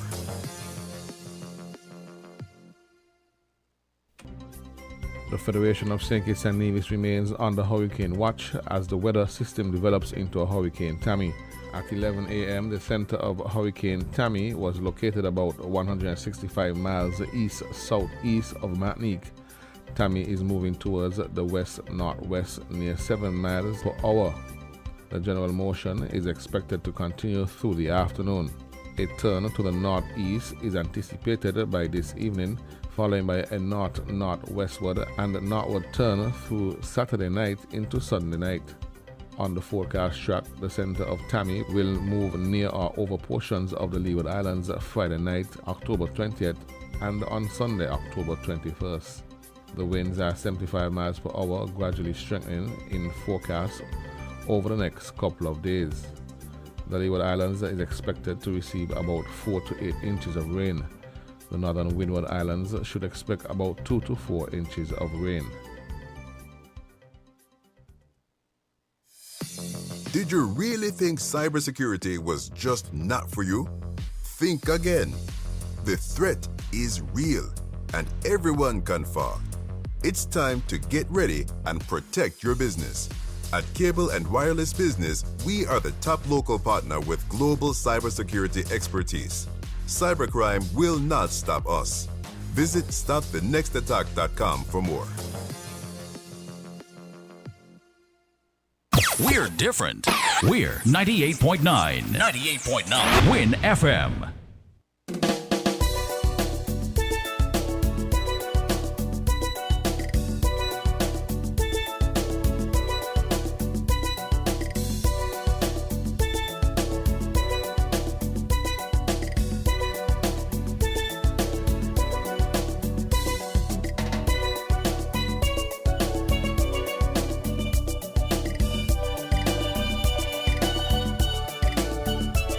Are you ready to transform your bedroom into a haven of dreamy comfort and affordable luxury? Well, get ready, because Horsford's Furniture and Appliances and Ashley Furniture Home Store Bedroom Set Sales Event is here. We believe that your bedroom should be your sanctuary, and we're making it easier than ever to make that dream a reality. During the entire month of October only, get 20% off all cash purchases on a wide range of exquisite bedroom sets. Hurry in today to Horsford's Furniture and Appliances and Ashley Furniture Home Store and let us help you create the bedroom of your dream. Don't miss out on this incredible dreamy comfort affordable luxury bedroom set sales event and get 20% off all cash purchases, putting comfort and luxury within your reach. Remember, at Horsford's Furniture and Appliances and Ashley Furniture Home Store, we make dreams a reality. Don't wait. This event won't last forever. Visit us now. Terms and conditions apply.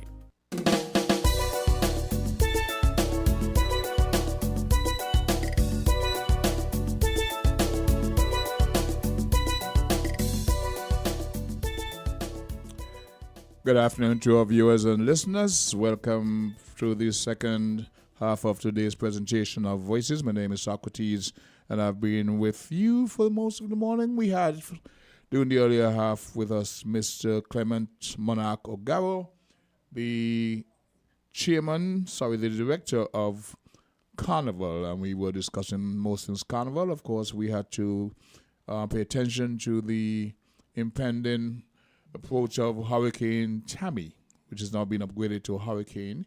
And so I can tell from what I saw earlier, folks downtown boarding up the business places.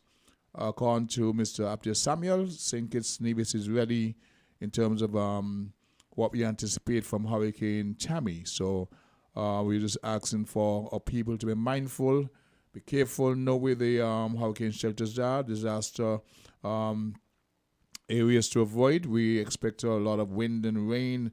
Be prepared for that. We saw people yesterday and today stocking up on supplies that we gave them some measure of comfort in terms of knowing they're prepared to as our best extent possible to ride out the hurricane, which is expected to drop lots and lots of rain on the Federation. So we bear that in mind for most. It's Friday. It's another beautiful weekend, except that people are now more concerned about what's happening. So I often talk about the workers who head downtown and hit the bars and, socialize. That may not be the case today. Need to get home, make sure your properties are secure. I now take this call from the public. Wow. Is another one or is gone? We would have lost a caller. Of course, the lines are open for those who want to get more information, want to make a contribution to the program. It's 662-0989, 466-0989, 762-0989. Give us a call. Let's know what's happening. You want to share information on what's happening downtown or around the region, you're on. So call, you're live on Voices. Good day, caller. You're live on Voices. Hi, good afternoon again. Good afternoon, Africa. Yes, well, we are making preparations for the on Arrival comments and of Tammy. Yeah, so we, we just hope and we wish to send best wishes to all our family members and extended citizens of St. Kitts and Nevis. And so, yes. A few housekeeping, the King. Permit me to? Certainly. Go ahead. Thank you. I wish to thank the Public Works Department, the Road Department, for following up on a call that I made over at the Southeast Peninsula, where they would have gone and, make some preparations for resurfacing where the opening where the water department had really done some repairs on, and Yes. they did not. And so I thank them for that. Yes. That's proof that they are listening. And that you're an important voice. Huh? And that you are an important voice. Well, your program is called Voices, right? It is called Voices. And I'm not the only voice, so they need to listen to people. I hear you. Well, that proves that they're listening. While I'm on the Southeast Peninsula, in preparation for our upcoming season, which has officially started, from time to time we would have done it. It would have been done, a collaboration with private sector persons and the tourism department. We need to see the cutting of the edges of those overgrown, especially the acacia tree and other trees.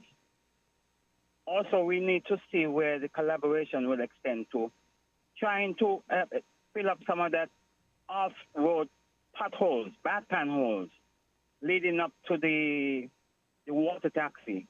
It is deplorable. You mean the unsurfaced road? The unsurfaced section of the road? Yes. All right.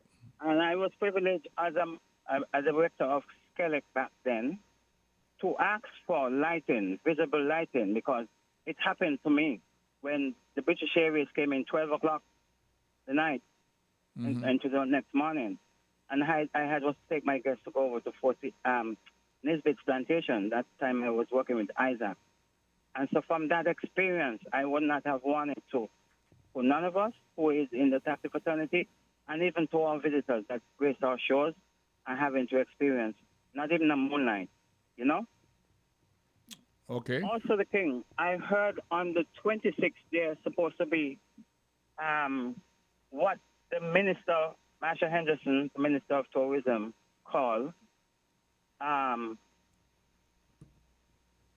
the monthly tourism monthly press conference. Okay. If I am not mistaken,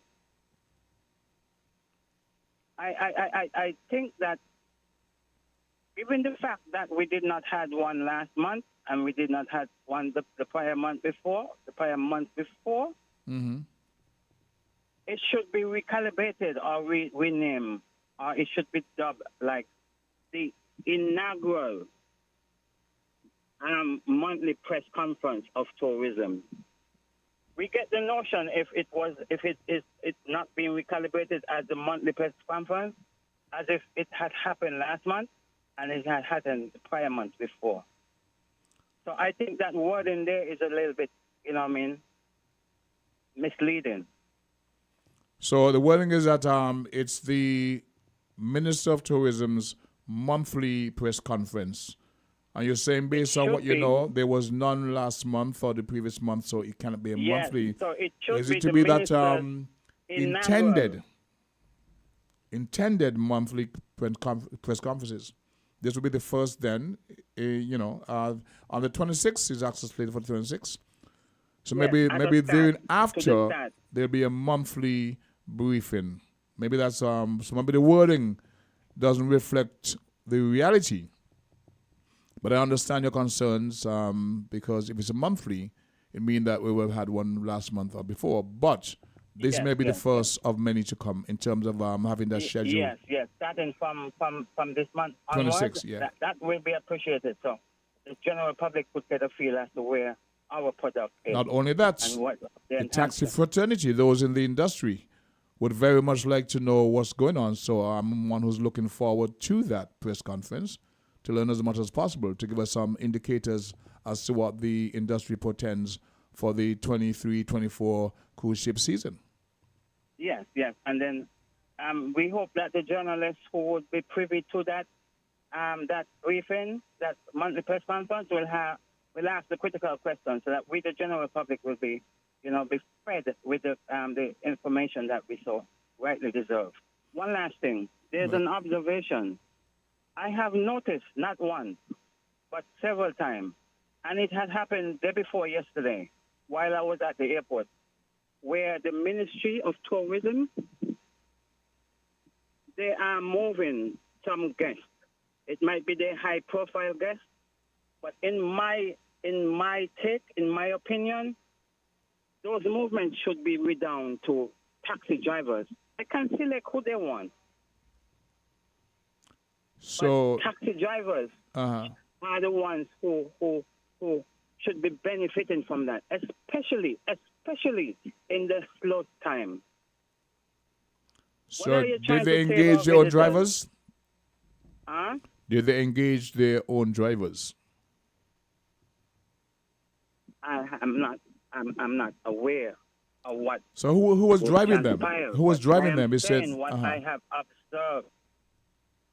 What I have observed, and my own opinion, it's not a one-off. I have observed it for several times. That the ministries, they have a bus, they have transportation. I can understand if the CEO or some other within their circle they are traveling, and they would provide that transportation. But when we have our guests coming to the hotels and so forth, that business should be redound to taxi operators who the ministries see fit to provide for that. Okay. It doesn't necessarily have to be me. But any qualified driver should be given that opportunity. Is that what you said? Yes. Because that disbursement, that disposable income should be redound to members of the fraternity. It doesn't matter, irrespective of who the person, the individual might be selected to do their job. Okay. Yes, those are my take. And we know that they are listening. And on a more like community-oriented, diplomatic approach, this is my approach ever since. And I maintain this sort of approach because I know we get benefit from such approach. Thanks for listening. Thanks for your contribution, of course. I know you're encouraging me to come to the studio. I'm going to make preparation and. Yes, I would like to have you in face-to-face, and we have a nice chat covering a variety of topics on which you are well versed. So I'm looking forward to that. Okay. I'll work on it before the season coming up to the carnival season. Guys, when we get into the tourist and carnival season, I may not be that available. So yes, and so my final plea is to make sure everyone is to get home safe, and the crossing of the guts, and the potential guts that really run, and so forth. Be careful. Thank you so very much for that. And that's a very timely warning. Those what we call guts would tend to overflow when the banks up in the mountain break. We got torrential rain. We're going to have those guts flowing, so one has to know where to cross, where not to cross, etc., etc. Is there a caller line? Okay, so the last caller, the first for the afternoon session, spoke about the situation over at the southeastern peninsula where there's that overgrowth, where the verge along the edges it's been overgrown for some time.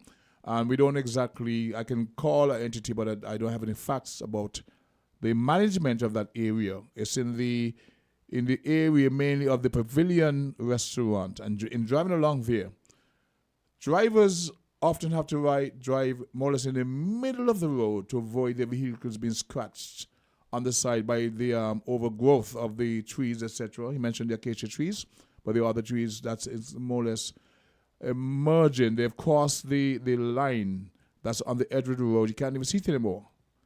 And they need to be addressed. We go to the phone lines, call you live on Voices. Good evening. My name is Happy Man. It's okay, Good man. afternoon, sir. How are you? It's all right. I'm okay. Good evening to you too. Let's talk. I must compliment Public Works Department for that little bit of road that they fixed. According to what Africa speak about. Or the Southeast Peninsula? Beg pardon? Over at the Southeastern Peninsula? Yes, sir. Okay. He also speak about those trees. Mm-hmm. And even when they did the cutting the last time, they still did not cut all those high trees that they have there that projecting over on the road close enough. Those trees need to go back at least 3 feet from the road. Mm-hmm. Because you realize that vehicles have to duck from those trees. Yep. You're going across there and vehicles have to duck from those. It's only a matter of time before someone pull over too far, and then put straight out on the other side of the road and cause an accident. I'm hoping that it doesn't happen, but if someone doesn't look into it, it's going to happen.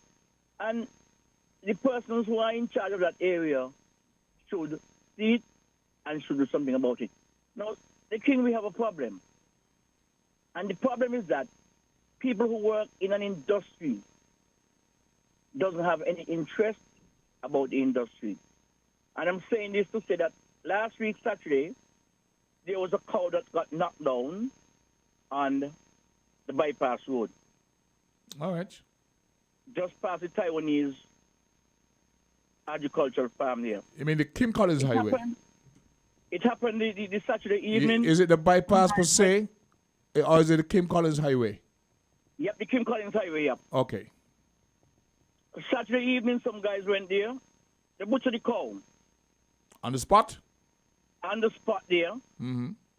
They leave the belly and everything there, the skin and everything there. I am saying that they should not have leave it there, but they leave it there. It stays there Sunday morning, Sunday evening until Monday morning. I called the Ministry of Health and I spoke to a lady and I said, ma'am, this is what happened. That's on Monday, spoke with her. In area where tourists pass, and I don't mind for me. And it's but you have guests that are coming to our country and seeing that there. Direct from the and airport? She said to me, okay, I'm going to get on to the chief environmental officer. And do you know that mess stayed here until it just decay? And Public Works and Water Department is just 3 minutes away with a backer to even go and bury it and charge whosoever leave it there, because you must have known who butchered it because the vehicle was there. Well, I'm just saying to see. In the first place, the persons who did the butchering of the animal, they, as you pointed out, should have been the ones to take away the rest of the carcass. Yes. Having it been left there, they didn't do it. So you're trying to call people now and it was still there for days after? I called the Ministry of Health to say, because somebody had to see it. Mm-hmm. Somebody who worked in the department had to see it. And I called them to say, look, this doesn't look good there. And nobody paid any mind. I am saying that what should have done is that you go even get it removed or get a backhoe, bury it, and then charge the person who butchered the thing there for later in. Once you have the evidence. The vehicle was there. The vehicle was there when they cleaned it. The police was there. Police see it. Really? Police was there. Police was there with the accident when the car hit the cow. The jeep hit the cow. They come there when the guy them start butchered. Police there. Police see it. Well, then it's easy to address, because if you know who the persons were who would have done the butchering there and left the carcass, it's easy to follow up on. But, Socrates, the thing about it is that they called health department and I said to them, okay, I didn't relay any information to them of who butchered it or nothing like that. But what I am saying to you is someone call you and tell you, this is what happened, this is what is there. Mm-hmm. I mean, the health department should have even look at our road.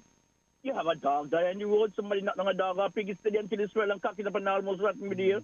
And we say we are serious about the tourism industry. We say we are serious about people coming to our country. We say we are serious about health care. Okay. And that is because, here again, is where politicians get blamed for it, when it should not. The people who are in charge of the department, they are the ones to take the responsibility. Listen to this. Listen to this. Someone sent me this WhatsApp. It says, "Good day, King. A video was going around on WhatsApp of the persons actually butchering the call, they know who it is. Butchering the call, they know who it is. So it's not really, but it's saying in effect that a video was made and was making the rounds on WhatsApp of the persons actually butchering the animal. So these people should be known. Yeah, what Socrates, I'm saying that I am saying that who butchered the animal should have go with the meat. I have no problem with that if they move it, but they did not.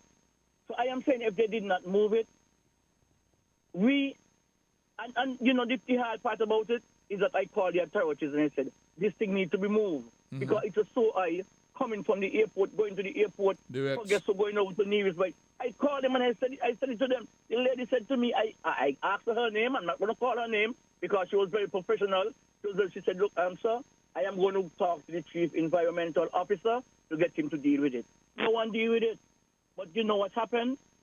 Public Works and Water Department 3 minutes away with tobacco. So it stays there for days, dick away, and then that was the end of it. Wow. Well, I want to thank you for being vigilant and concerned about the overall aesthetics of the country, because some people will think it's not their business. I know you work in the tourism industry, and it really impacted you, that impression of guests coming from the airport, driving along the King's College Highway and seeing that not only for that day, but days after. So thank you for that. It's one of the nasty things that happens to us. This is my country. This is my land. I refused getting a green card in '88. This is my land. I mean, and I would cost politicians, I would cost whoever when I'm here. But as long as I step foot on a plane to go somewhere around boat, my country, nobody said nothing about my country. You are now an ambassador. Yeah. And that's how politicians generally are, right? But, you know, the people who are in authority, they need to something is just wrong. Something is just wrong.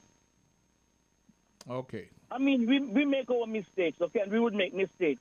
But you mean to say someone called in and said, this is the problem, and you refuse to pay a mind like that? It's not to say, it's not even a branch that breaks down the road.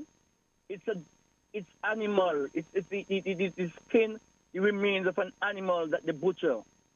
And it was there, and you know how many... It was reckless of those persons also. Deliberately reckless and disrespectful, and they should be prosecuted in whatever shape or form, because you're leaving the carcass of an animal which you butchered there. You didn't really kill it, but you took the main parts of it and left the carcass there. Not good at all. Very irresponsible. But I want to thank you for that. I want to thank you, the Kennedy, for that, and alerting us to know, alerting us as to what measures you were taking. The slow response of the person that you anticipated would be prompt in addressing that problem. And it happens, but we can only learn from the various mistakes that we make. All right? And you see, that's the thing about it, eh? And, you know, it's like, it's not because you want to go on social media with it, because I am not that who want to come with it. Because I made sure before I said anything to you, I mean, this person I said, I went to the people who I call the people who I think is in charge, and the people who I think are responsible, said, this is what needs to be done. Gotcha. Anyhow, have a nice day. Once again, thank you very much for that. At this point in time, we do have to break for a few kind words from our sponsors, and we will be right back. Here are your Horseman's Value Mart IGA specials, running October 5th through the 18th. The more you shop, the more you save. For the month of October, get double points on dairy and grocery non-food items. Now, our Value Club Blue Tag specials. Act 2 popcorn, $6.99. Essential Everyday Barbecue sauces, $5.99. Sunny Delight Smooth and Tangy, $5.99. Essential Everyday Shredded and Chunk Cheeses, $7.99. Arm & Hammer Detergent, $19.99. Gain Ultra Liquid Dish Detergent, $8.49. And now our very low weekly value deals. Starfish Chunk Light Tuna in Water, $3.75. Essential Everyday Quick and Old Fashioned Oats, $8.99. Quaker Granola Bars, $12.99. Colgate Toothpaste, $7.99. Dole Fruit Bowls, $14.99. IGA Essential Everyday Cereals, $9.99. Shop smart, shop Value Mart, and get double points for more rewards today. Continuamos en octubre con los puntos dobles y más recompensas. Sea listo y haga sus compras aquí en Value Mart. riddle this, riddle that. Horseman's Furniture and Appliances and Ashley Furniture Home Store is again giving away hundreds of thousands of dollars in cash back for free groceries with every hire purchase. Will be given back this coupon season. Happening now. Hundreds of thousands of dollars in cash back coupons to all our hire purchase customers this coupon season. Starting now until December 2023. You get absolutely free groceries with every hire purchase at our Horseman's Furniture and Appliances stores on St. Kitts Nevis and our Ashley Home Store on St. Kitts. So riddle this. Where can you get quality furniture and appliances at great prices with a flexible FlexPlay plan and with absolutely free groceries with every hire purchase? Riddle that. Cashback at Horseman's Furniture and Appliances on St. Kitts Nevis and our Ashley Home Store on St. Kitts. Riddle this, riddle that. Horseman's Furniture and Appliances and Ashley Furniture Home Store is giving you over $250,000 in cashback and a chance to win free groceries for a year. Riddle that cashback. Terms and conditions apply. See store for details.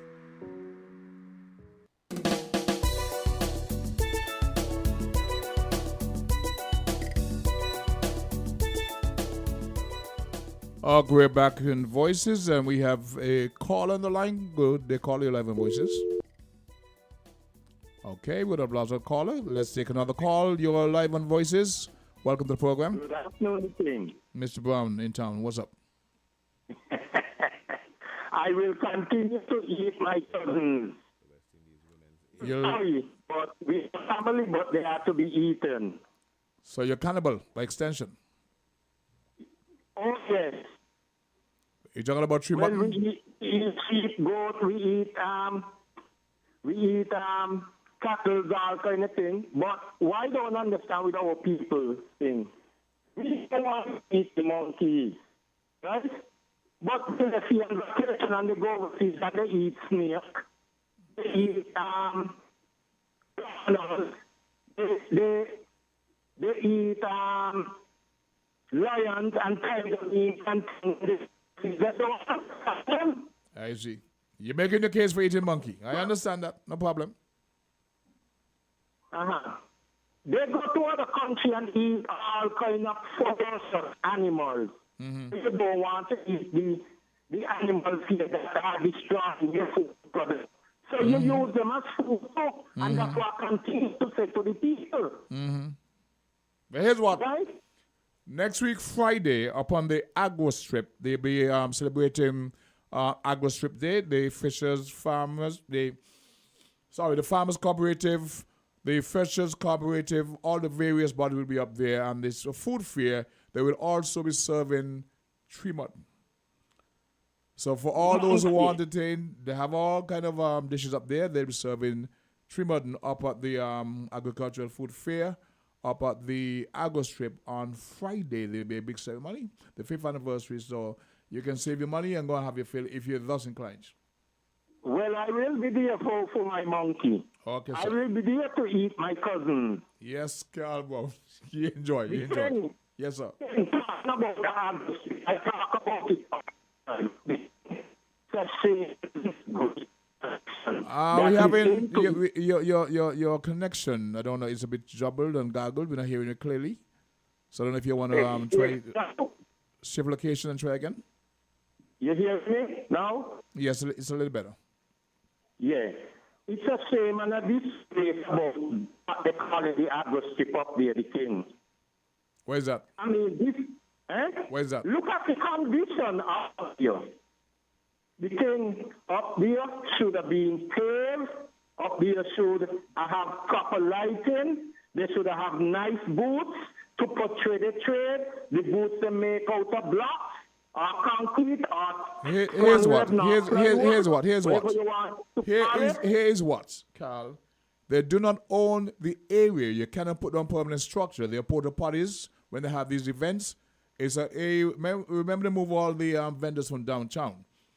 This was a place where they allowed farmers to sell this stuff, taking it from downtown Bastia, but they do not own the area. So they can't put down permanent structures. They do not own the area. They're allowed to use it in the interim, which is an easement for some farmers. Until you own it, you cannot put on permanent structures there. Those people gonna have to move when whoever ready for deals to do whatever, whether put down underground tables or whatever, they're gonna have to move. Okay, but in the meantime, that's the situation. I saw sorry about the video Dr. Kennedy Simmons and Pam and RP had when we used to go down in the mall and look at the development of Port Zante, they had on Port Zante were to be a area for all vendors never to be moved. It is a set day when the Pam NRP government lose that government, and this is not about vendors and getting in this country. They are shift like a gear stick. They are press on like a remote and a light switch every minute to be moving up and down. All the government come after the PAM and after government thing, and nobody is secure in no way for the vendors and small business and the small entrepreneurs them that are applying their trade and can't afford to pay rent. Okay. On 4th Street or 3rd Street or down the bay. It's a shame on this base. Well, why really? You have a next point? Yeah, let's get to it because I have all the callers on the line. And the Indians, they are coming here opening some simple little stores and simple little shops that are here ready. Right? Everything that they bring here is already here. They committed. That should not be allowed. How come the government boasting and saying they have this good relationship with them? We raise the relationship to bring 2 factories at the industrial site and hire up to 5,000 people. Good question. No negotiation into that. Good question. I'm gone, the king. Got your concerns. I appreciate that. A contribution was sent to me by a concerned citizen, someone I trust. So I'm going to read what they sent. It reads, Russians, Iranians, and Chinese spark security fears after taking $100,000 shortcut for citizenship in the Caribbean paradise. And below it says golden passport let foreigners acquire, and it doesn't continue. Let's see what this caller have to contribute. Good day, caller. You're live on Voices. Good afternoon, the King. Good afternoon, sir. How about that? I'm doing great. Wonderful. The King, today I want to remember a couple of our assassinated leaders in one of our Caribbean islands, Maurice Bishop, and also on the continent of Africa on the 15th of October 1987 in Thomas Sankara. Now, a bit about Maurice Bishop is that when he returned from the UK from his studies, he recognized a system and he wanted to liberate his people. Yes. Now, we know of the invasion and of such Maurice Bishop lost his life. And I want to focus more on Thomas Sankara simply because today, while Thomas Sankara was assassinated in 1987, there's a new president in Burkina Faso by the name of Ibrahim Traoré. Now, since Ibrahim took office in Burkina Faso a year ago, there have been 3 attempted coups on his life, orchestrated by France, today the king. Now, the closest person to Ibrahim Traoré is Edward Sanders. Now, I am pinning these coups, assassinated coups, to what we know in the scripture. With the closest person to Jesus was Judas, who sold him for 30 pieces of silver.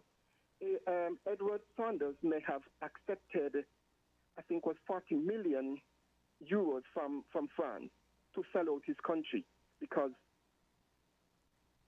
it is alleged Emmanuel Macron is not happy with Ibrahim Traoré. He would not be.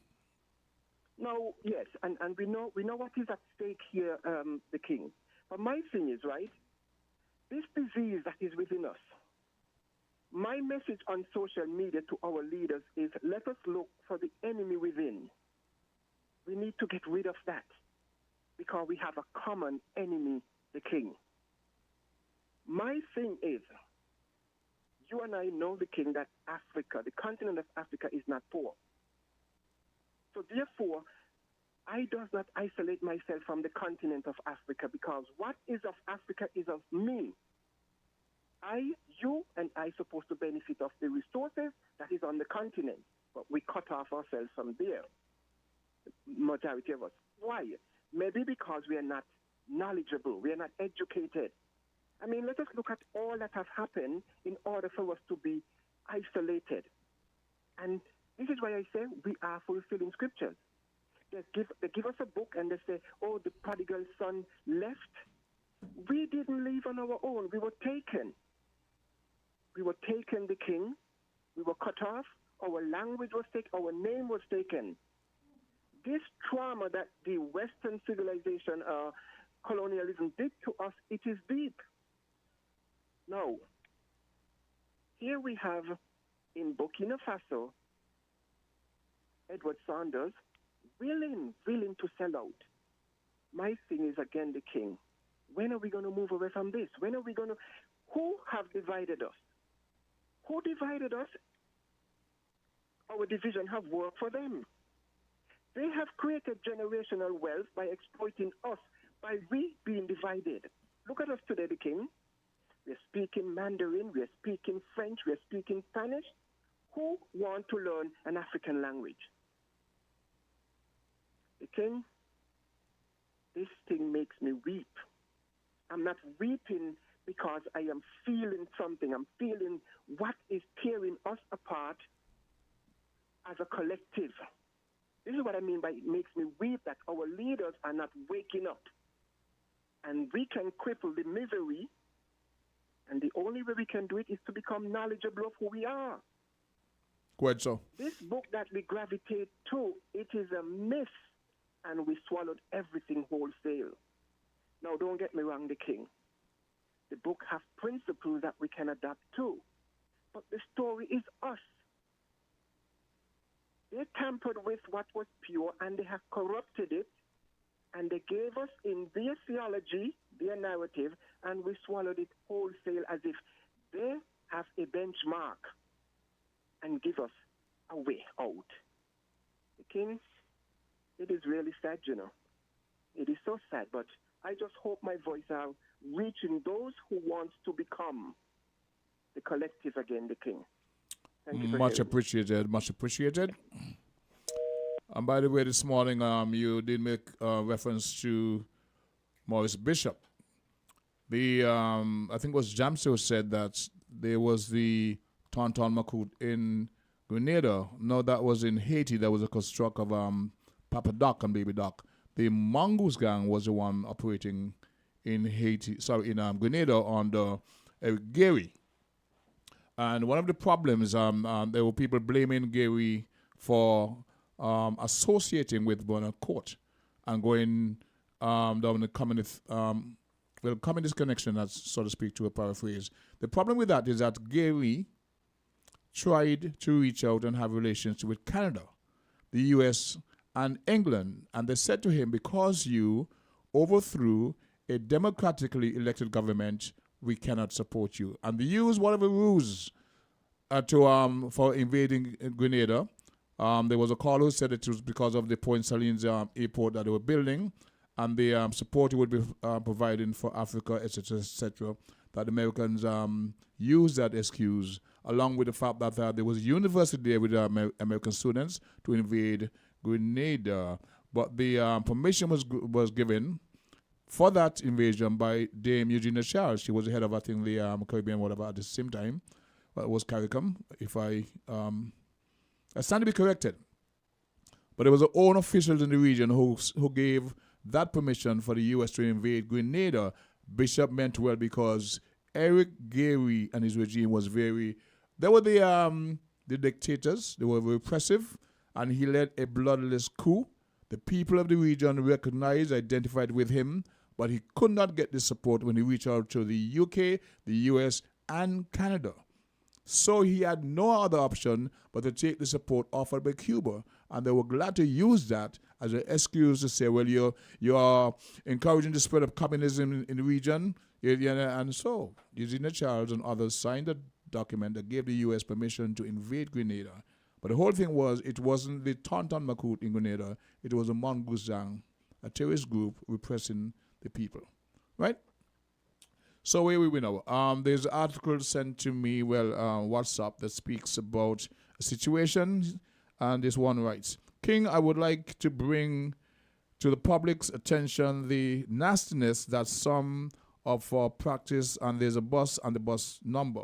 What he's saying, in this particular omnibus, there are passengers who are throwing out more or less garbage, bottles, etc. in the Keys Village area, and some substance just into the road callously. Your caller about the cattle that was butchered mentioned that we often blame politicians, but he is right. He said, we don't hold our heads to we don't hold the heads of certain departments accountable.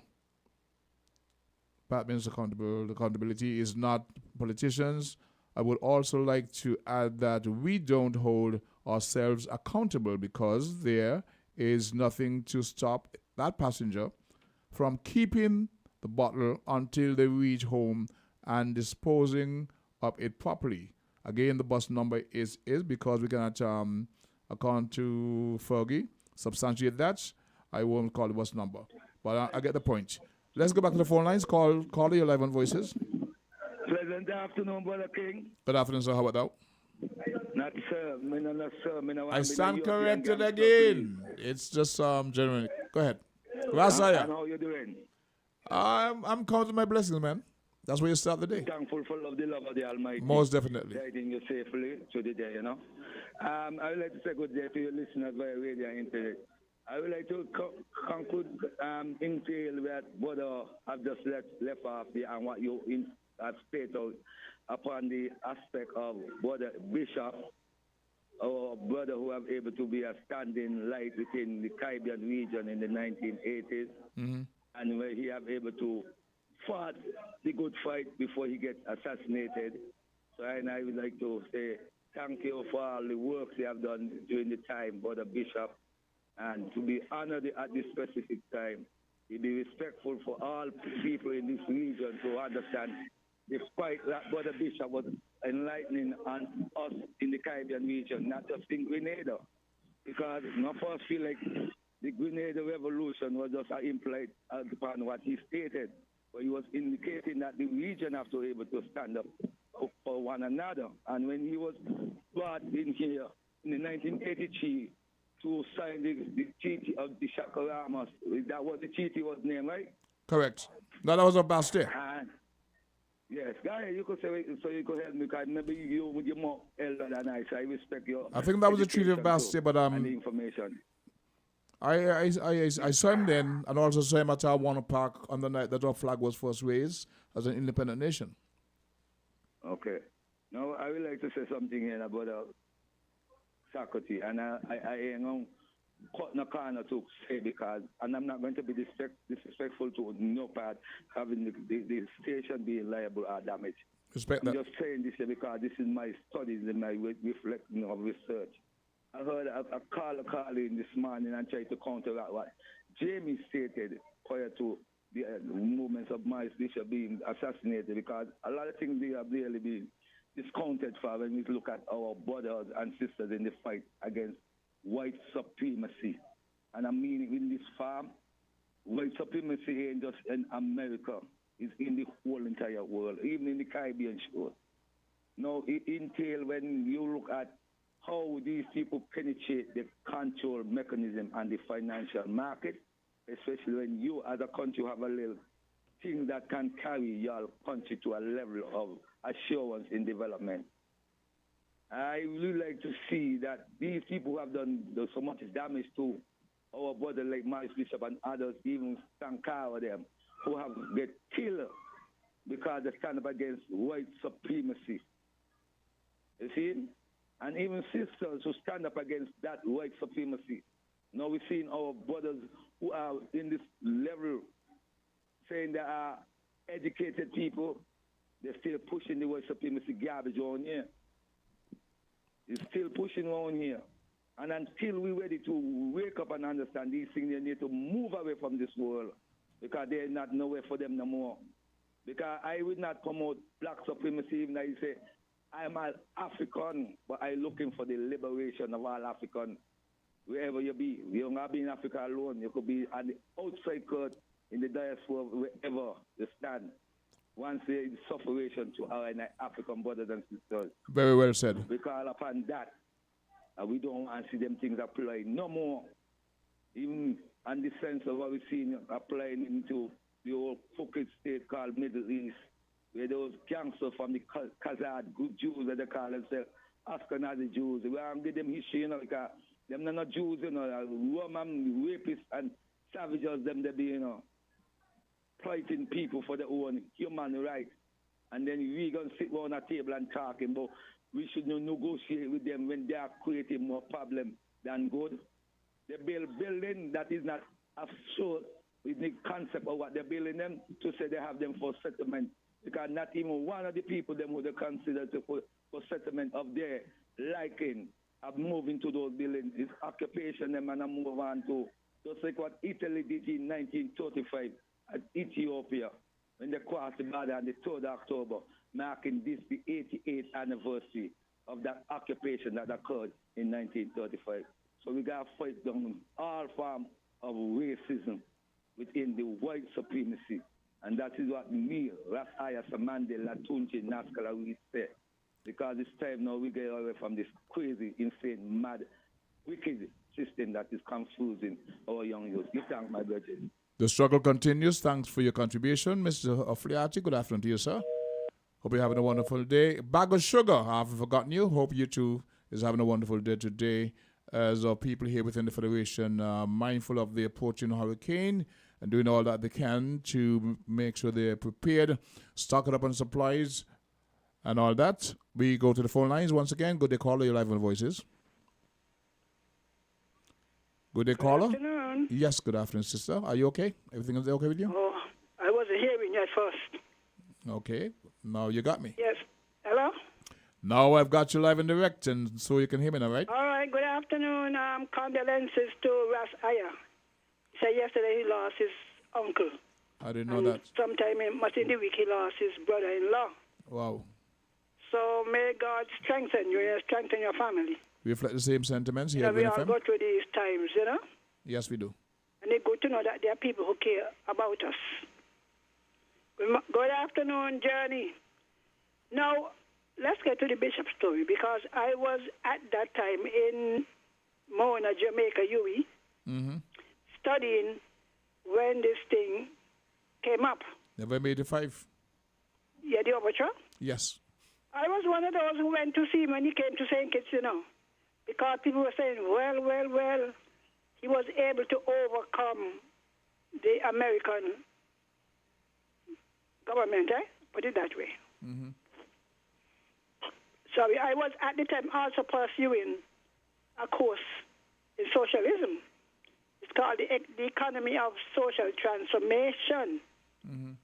The aim of which it was to transform a capitalist economy into a socialist one.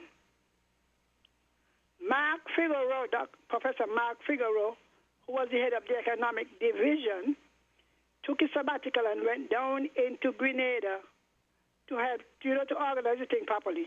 Yes. Russians were involved.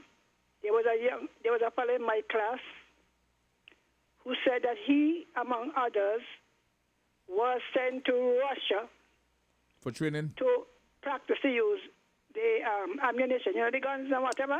Yes. AK-47s? Yes, so there was actually a movement into the communist system, the socialist. It has some good parts because he was telling me, in terms of education, they ran good education programs. Some of the programs are good, but the only thing was the repression. And this is the part that turned many people away from social, including myself. No, freed whatever your opposition you think, keep it to yourself. People cannot live like that. People cannot live like that. And so even though Bishop subscribed to socialism, because they didn't call themselves communists. So you now had two enemies of the USA entrenched in the Grenadian economy, our country and government. You understand what I'm saying? Yes. And so it was only a matter of time because everybody got in their position. And when Bishop tried to maybe, lessen the conflict or the strife, the hardliners. His own people turned on him. People, we didn't even know if the professor was alive or dead. Mm-hmm. Because that is not how socialism is supposed to work. You see it working in Cuba, in Russia, where opposition is seen as working for the enemy, as if people don't have any opinion for themselves. And that is the problem I have with some of our people. You are not allowed to think for yourself. Because if you have all these people you're training in university and so, nobody got to tell them who to talk for. The oppression and the repression. So Corden, they felt that Bishop was too soft. Yep. Too soft. In that he wasn't locking up enough. Some of them were allowed to, who had businesses were allowed to continue them. Because according to socialism, the state is the main actor. Now we talk about Tantan, Maku, and in Circus we had it, The Mongoose gang? If you recall, after the attempted invasion by the Anguillians, 6 or 7? citizens were armed. I know a few. I am telling you, and they were terrifying people. I know a few in Sandy Point who were armed with their rifles and were just running down. You understand? Sometimes you didn't even say anything. Oh, well, she's a Pam. Sometimes you're not a Pam now. I'm not nothing. You're not allowed to have an opinion. It was running here in St. Kitts because it's of the same clue. I tell people that it was a socialism thing we had. Because remember, our first hero was close to Papa Doc. And, our people being simple people. And he was a kind man, eh? You got to give it to him. I have heard cases where, he went, my aunt would say, he would walk to the village and tell the people, they used to eat on the side wall. Mm-hmm. When they get the food, the house ain't having no dining table. Right. Only the bedroom and stuff we had. I He live would tell around them, the baby. no, go and eat inside, Yes. He tried to culture them and so you got to give him some credit. But it was just that. I mean, we don't want to acknowledge it. I remember Miss Moses, God bless her. She was one of the strongest. You remember Miss Moses? Of course, I remember her daughters also. Man, yes. She had a beautiful daughter, boy. I know. From Antigua. I know. I mean, I don't even know if they were trained to use them. But we had a defense force. So there really was no need to arm the citizens against other citizens. But it was done. So it is. Everybody will say we need a change. But when you start to align yourself, you end up in this squabble. The same thing happened in Africa today. They were on this side, and then they go on and then the other side. Everybody exploiting the lesser man, you understand that? Yes. Politics and So religion. when you chase out France and you bring in Russia, you end up better off. I have an issue with that. You chase out America and somebody move in. You're no better off. Because at the end of the day, they will negotiate among themselves, Themselves It's happening in Venezuela. become more entrenched, yes. In Venezuela, America mash up Venezuela. And when the oil price start to go up, they want to be the friends, with the yes. same Venezuela. Exxon. And now a lot of our Venezuelans are moving to Guyana. And over 30,000 of them have gone across the border to They have Guyana. experience today, give them some credit. Pardon? They have experience, in the oil business. In doing so? Whereas many Guyanese, that's why I say we must Not as train workers. our people. Not as workers. They've gone there as, I won't say refugees. They've just gone and taken up a certain area and living there. Oh, you mean the long-term fight with the land? No. No, abandon now. This Right fight between now. Israel and Hamas. The Bible says, God bless the word of God. I don't care if black man, white man give me, it make a lot of sense. So before you go to war, count the price. You go for anybody, you and your neighbor. Now, was it expected that you would have that invasion and kill so many people, and nothing has happened?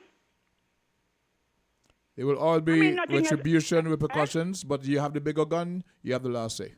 Well, that's what I mean, for heaven's sake. Well, if you know they got nuclear and whatever, choose another way to fight your battle. You can't fight with automatic and thing, and then another thing again. We actually all the time, so you're going to have to wrap up quick for me. We're like yes, 1:30 now. And they go and they embed themselves in the community. They have been using children all the time, putting them up in front. The people in the area should have asked them, look, you are going one side. When you entertain things, they entertain danger. I don't back any of them, because I know them, not any of them like black people. That is correct. I don't know about that. But what I'm saying, some of us, all the blame over there. Both of them are to blame, and why start such a battle? All the talking, nobody saying they're going to release the hostage. We don't have all the answers at the moment, Sister Henry, and we don't have the answer, but actually the out of point time. is we have intelligence. All right, we are actually out of Why start a time. battle you can't win? All right, well, it may be as simple as that, but of course we'll continue the debate and perhaps get better enlightened as time presents. So we want to thank our viewers and listeners who were part of the program today. We also want to send out little reminders of the hurricanes impending to impact St. Kitts. They say later on and into Saturday, Sunday perhaps. So those talking about supplies, those who making sure that everything is in place and will be able to stay home, enjoying certain measure of protection, having made all the preparation. Want to wish you all the best. And at the end of this hurricane's passage, that we come out on the other side with sunshine and rainbows and everything is okay once again. So in the meantime, I want to wish you and everyone a fantastic Friday as best as can be, given the weather conditions. Be kind to your neighbors, be good to yourself, and we will see you on Monday morning.